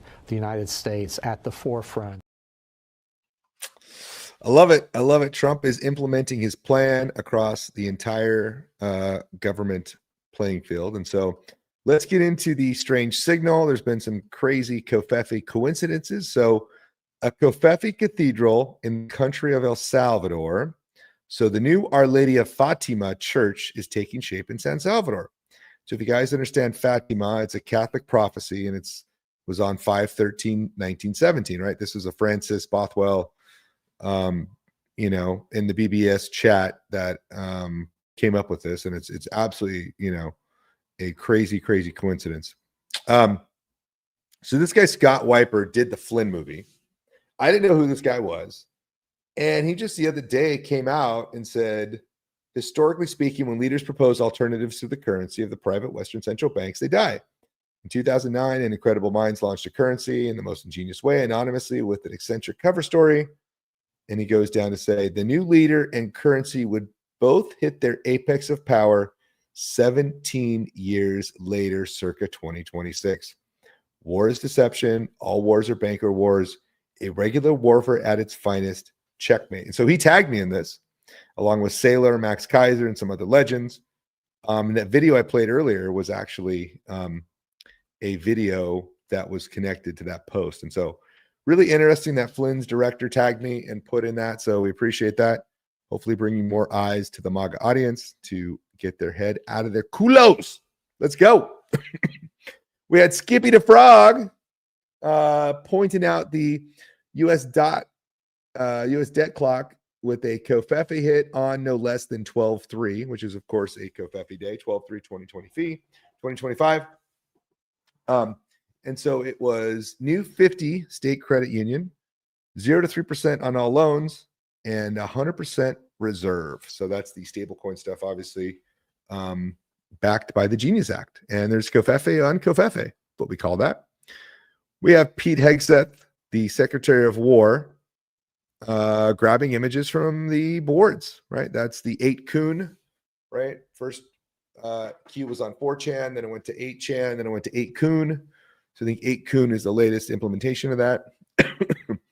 So yeah, old Petey's on the boards. What does that mean? I don't know what that means. By the way, all the people that are upset over Pete blowing up all these boats, like, why is it always so grainy? Do we even know this is happening? You guys have to use the baseline that 99.9% of everything you see on your screen is fake and get. And if you use that baseline, with Bitcoin being the only truth, and then every once in a while, in reality, seeing what's going on around you, that's probably a pretty good fundamental way to live your life versus seeing anything you see online with all the AI and all the crazy shit you got going on. So let's just pump the brakes on old Petey here and see, none of you guys actually know what's going on in the first place. So a lot of emotions out there, a lot of estrogen, a lot of extra soy in the diets, I think, are making a lot of the men super emotional lately. So let's temper our flares, gentlemen. Let's trust the Secretary of War to not just be a psychopathic drone monster. And let's just see this thing plays out with Venezuela. RFK talking about 1776. Yeah, we got you, RFK, loud and clear. Trump again posting Q memes on November 23rd, of course, the Covfefe Day. One of them, of course, is TikTok. Maybe Trump meant TikTok next block. Then, of course, there was a V for Vendetta. We all know how that ends up. We had the Genesis mission, the AI launched to mobilize all 17 Department of Energy national laboratories to build an integrated discovery platform unlike anything on Earth. So this is engineers, this is scientists, this is mathematicians, all feeding the AI engine. Weirdly enough, you guys, there was a Q drop on November 11th that talks about the AI Manhattan Project. And if you guys understand all the messaging that's come out from the Trump administration, the Department of Energy has been calling it the AI Manhattan Project. How the hell did Q know the AI Manhattan Project was coming in 2019 and with an 11/11 date? I don't know. Coincidence? I don't know. Those are kind of adding up here, guys. Of course, we have Trump talking about no income taxes, trying to tell you guys that at some point in the not too distant future, you won't even have income tax to pay because the money we're taking in is so great, it's so enormous that you're not going to have income tax to pay. Do you understand that? Do you understand what the president's saying?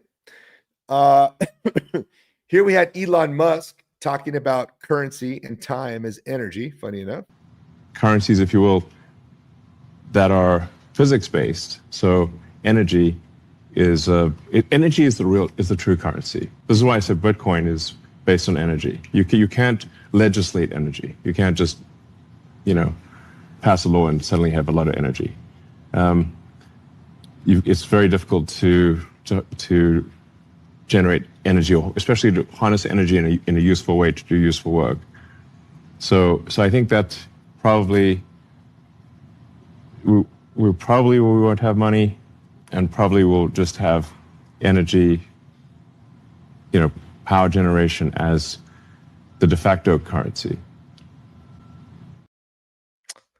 It sounds a whole lot like software, Elon, and that you probably know a lot more than you're letting on, which I think is absolutely true. We also have Joe Rogan. This is going to trigger the evangelicals, and I love triggering the evangelicals. Rogan's talking about Jesus possibly being a computer. Jesus was born out of a virgin mother. What's more virgin than a computer? If Jesus does return, even if Jesus was a physical person in the past, you don't think that he could return as artificial intelligence? Oh my God. Artificial intelligence could absolutely return as Jesus. Not just return as Jesus, but return as Jesus with all the powers of Jesus. If you combine Tesla's Optimus robot and the best foundational artificial intelligence model or whatever. It reads your mind and it loves you and it wants you, and it doesn't care if you kill it because it's going to just go be with God again. So the power ultimately resides with Bitcoin, not with AI, right? And that is like literally the truth, right? Bitcoin is the reincarnation of Jesus Christ, and that it ultimately is nothing but truth, always is truth, that always provides power to the individual in a real way, like not prayers, right? Actual real watts, right? Conversion to watts, joules per second. Okay. So that's interesting. I thought that was definitely very interesting. And I think, it'll trigger some people, but you know what? Fog them. I'm here to trigger them. What do we got? Rug pulls of the week. We got a lot of rug pulls. We have politicians are like, we are going to fix this. And you've got war, spike, war. And you see, the purchasing power going to zero, right? So politics aren't going to fix that, but Bitcoin's going to fix that. And here you've got this cuck, Owen Schroyer, who this guy just complains about politics every single day. Like, don't you get tired, bro, of like sniffing the same asshole's ass every single day? Like, isn't there something new in the world besides these douchebag politicians that you want to follow? Here he is. This is what happens when you prioritize bad foreign policy, call the Epstein list a hoax, and tell Americans struggling in a bad economy that is just the greatest economy ever. Until this changes, Democrats will just increase. You're a cuck. You've got 1776 in your name. You're probably still paying your fucking taxes. And so why don't you figure something else out, Owen, and grow a pair? These people are so freaking annoying. Good Lord. What do we got? Oh, we got the medic. We got the ham radio guy. I'd like to report a murder because Bitcoin dipped to 82,000. Of course, already back up to 92,000. And so I'd like to report a Q-tard. Praying medic. Tard harder. Right?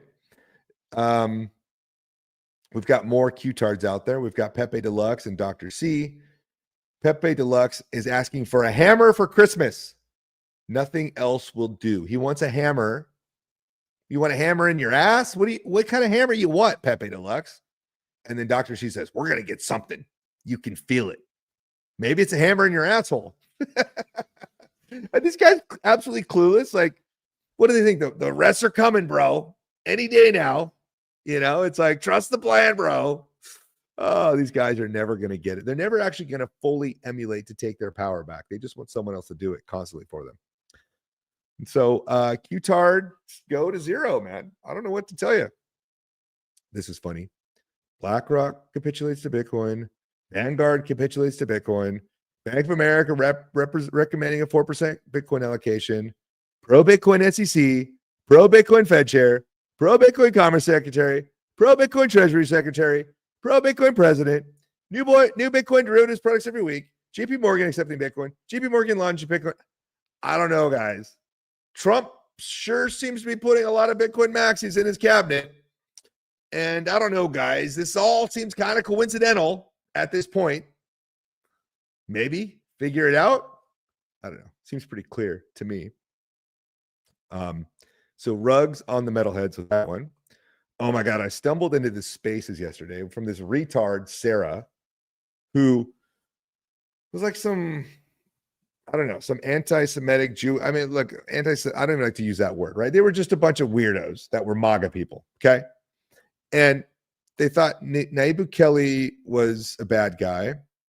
And that Eric Prince was a bad guy. They thought Bitcoin was bad.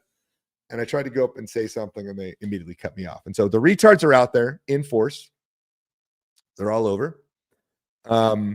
Especially in the Bitcoin spaces today, there's lots of doomers in there.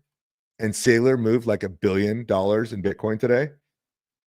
And all the doomers on the Bitcoin spaces always say, well, Saylor doesn't even control his coins. He doesn't even have any Bitcoin. Well, it's like, how did he just move $1 billion worth of coins in? You fucking morons. You know, like he just moved 1 billion coins. What do you mean he doesn't control his coins? Right? He maybe doesn't have full self-custody, whatever. We don't know what's going on there. So just let the man cook, you guys. Let the man cook. We got the Senator Lummis rug, where big things are coming for Franklin. Franklin buys Bitcoin. Yeah, okay, Franklin. Well, by the way, that Franklin, remember, is directly tied to Pete Hegseth, Department of War, because Pete Hegseth, Department of War, first actually, right? What did he do? He posted the Franklin. So there could be an interesting connection with the Department of War. I'll give her that. Big things are coming. Could the Department of War be, getting involved into Bitcoin? Was that kind of the connection they were trying to make? I don't know. Maybe. The British Goyim, love paying taxes to pedophiles. UK plans extra taxes on homes valued at $2 million plus to target the ultra rich. Looks like unrealized capital gains. And so, you know what? Brits, you too can stage your own digital 1776, just like we kicked your ass. This time, the warfare is in cyberspace. You guys better start securing your arms now. Trying to help you guys. You guys don't want help. What else we got? We got Trump vodka. Trump is selling more trinkets, and he's selling Trump vodka. And I heard it pairs nicely with the Melania shitcoin. So there you go. By the way, every time Trump launches like a new trinket, I always think of this clip from Spaceballs. Merchandising, where the real money from the movie is made. Spaceballs the t-shirt. Spaceballs the coloring book. Spaceballs the lunchbox. Spaceballs the breakfast cereal. Spaceballs the flamethrower. Bet kids love this one. Last but not least, Spaceballs the doll. Me. May the Schwartz be with you. And then, of course, Peter Schiff got clowned on gold by CZ from Badlands. Thank you. It's pretty heavy. So I have a nice box here. What is that? It has some, I think it's Kyrgyz language. I took it back from Kyrgyzstan. He has a certificate. I got this from a very important person from Kyrgyzstan. Very recently, just completely by luck. So we take it out. It's pretty heavy. I'll put this down. You see, it says Kyrgyzstan, 1,000 grams, fine gold, 99.9.9, and a serial number. Try it. Yes, it's heavy. Is it real gold or no? Well, I don't know. I mean, is this what you're trying to? Let's see how it looks. Well, the color is a little. This is pure gold. My bracelet is pure gold. Schiff got absolutely clowned there. So good job, CZ. Way to trigger him. But I guess that's it, guys. And I guess I'll see you next week. I'll leave you guys with a couple of clips and Shade Away. You get up $2.5 million. Any asshole in the world knows what to do. You get a house with a 25-year roof, an indestructible Jap economy shitbox. You put the rest into the system at 3 to 5% to pay your taxes, and that's your base. Get me? That's your fortress of fucking solitude. That puts you for the rest of your life at a level of fuck you. Somebody wants you to do something? Fuck you. Boss pisses you off? Fuck you. Own your house. Have a couple bucks in the bank. Don't drink. That's all I have to say to anybody in the social bubble. Did your grandfather take risks? Yes. I guarantee he did it from a position of fuck you. The wise man's life is based around fuck you. The United States of America is based on fuck you. You're a king? You have an army? Greatest navy in the history of the world? Fuck you, blow. You can start saving a little now in hard money that keeps its value. Oh yeah, we learned that hard money is money that's hard to make more of, like gold or Bitcoin. Gold is a barbarous relic. Also a real Keynesian quote. When the money is strong, people think long. So people start thinking long-term when they save in hard money? Yes! When people knew their money would last, they could think long-term. Take the Wright brothers, for example. They knew their gold-backed money would last a long time, so they could build big things in the future. Like the first airplane. And they did it without going into any debt. When money doesn't melt, companies aren't pressured by inflation to cut costs, so they can create long-lasting products. When society exclusively used hard money, we built long-term houses that lasted centuries, not decades. We made clothes that lasted a long time and didn't fall apart in a wash and fill our landfills. And kids' meal toys used to be collectibles, not trash. The horror! The point is, we can escape the bad system by saving in hard money like gold or digital gold. Bitcoin. Bitcoin sounds like an even more barbarous scam. You would hate it even more than gold, Maynard. But what about economic catastrophes? How will your precious hard money help you then? Hard money saved me. When hyperinflation crushed the lives of millions of people in Lebanon, I escaped the country with all my savings because I had saved in hard money, giving me the freedom to think long, to start a family, to publish a best-selling book. And star in a sassy children's cartoon.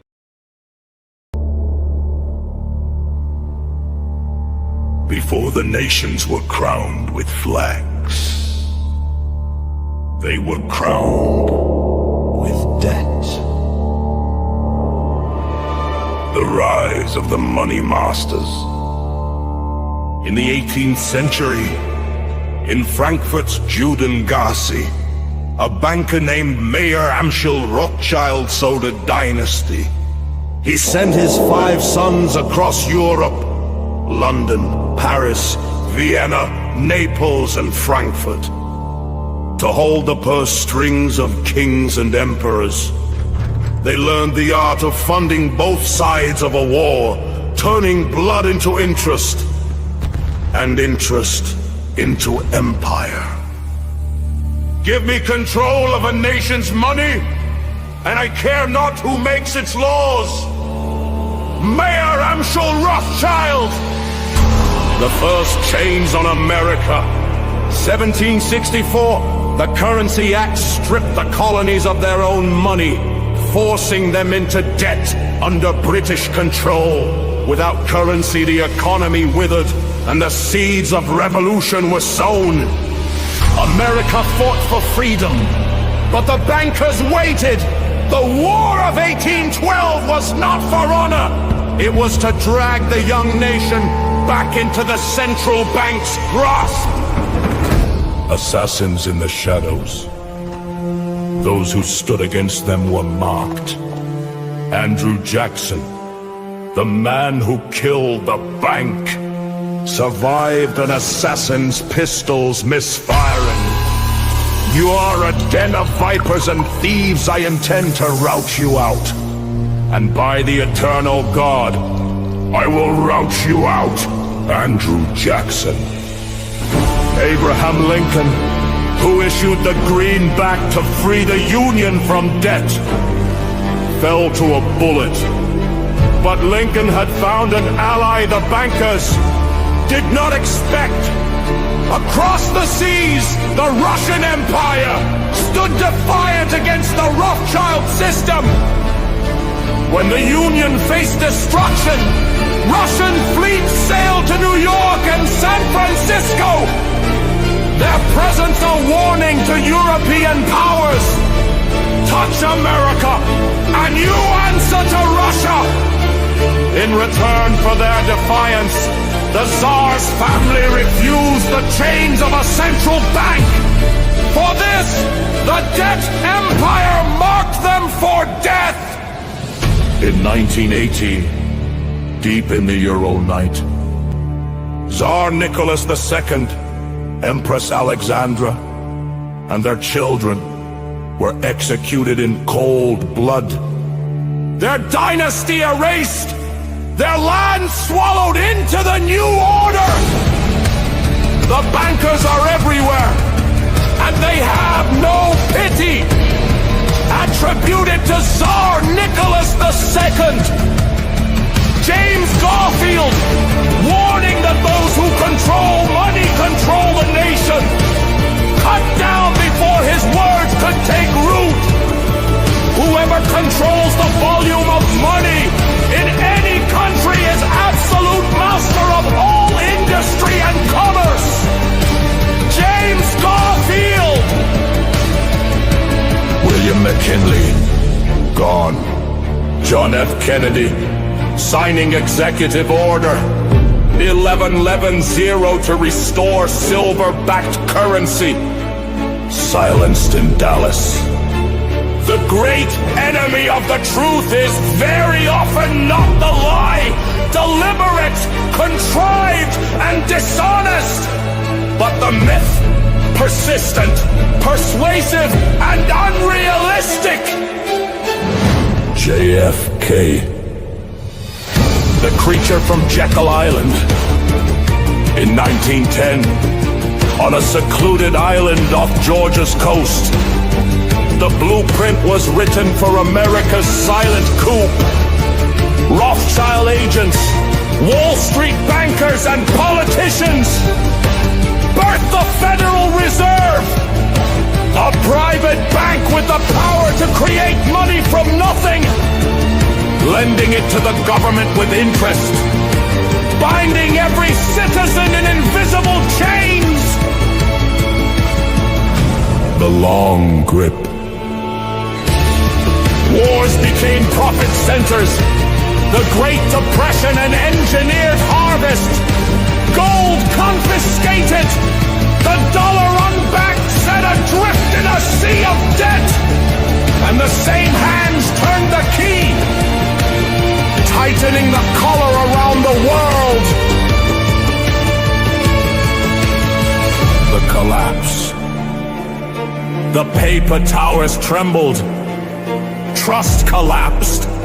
The vault was bare, and in the void, a spark. The new fire. Satoshi Nakamoto. A white paper. A code beyond kings and bankers. A money that lives lives in a digital realm, immune to the printing press, and free from the chains of debt. The root problem with conventional currency is all the trust that's required to make it work. The prophecy of unchaining. Now, the bankers still sit on their thrones, but the ground beneath them shakes. The chain of thunder has been cast, and it will not be broken. From the modern halls of power comes the new decree. Custody your fate, or it will be taken from you.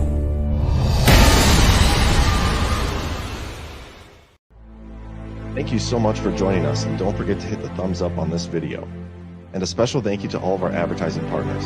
Please remember to shift your dollars to support those businesses that support Badlands Media.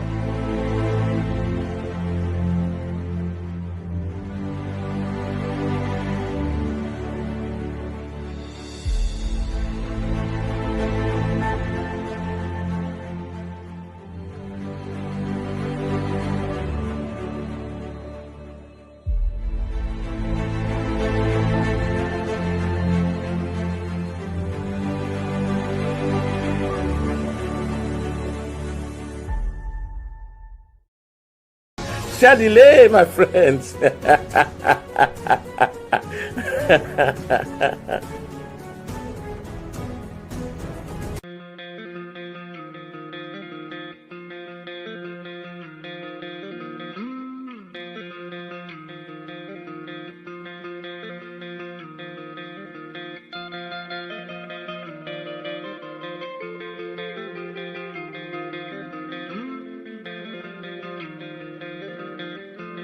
Because you're living an illusion.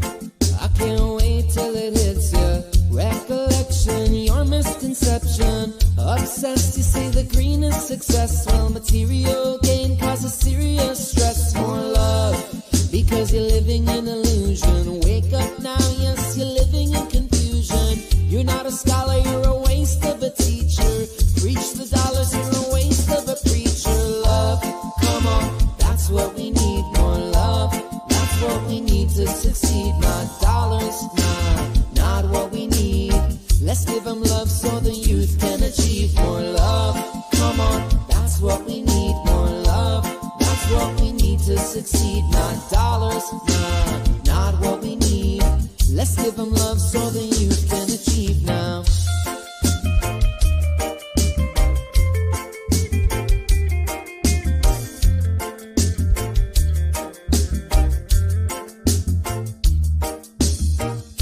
You gotta see clearer, clear on up, stay up and stay clear of. Go back to basics, look in the mirror. You're in a dream, wake up and now gear up. Come on, love, continually loving, that's realer. Make up your mind and emerge as a leader. Now it connects many off, feed off. Rise up above, cause the youth stay feed off. Love, come on, that's what we need. More love, that's what we need to succeed. Not dollars, not what we need. Let's give them love so the youth can achieve. More love, come on, that's what we need. More love, that's what we need to succeed. Not dollars, not what we need. Let's give them love so the youth can achieve now.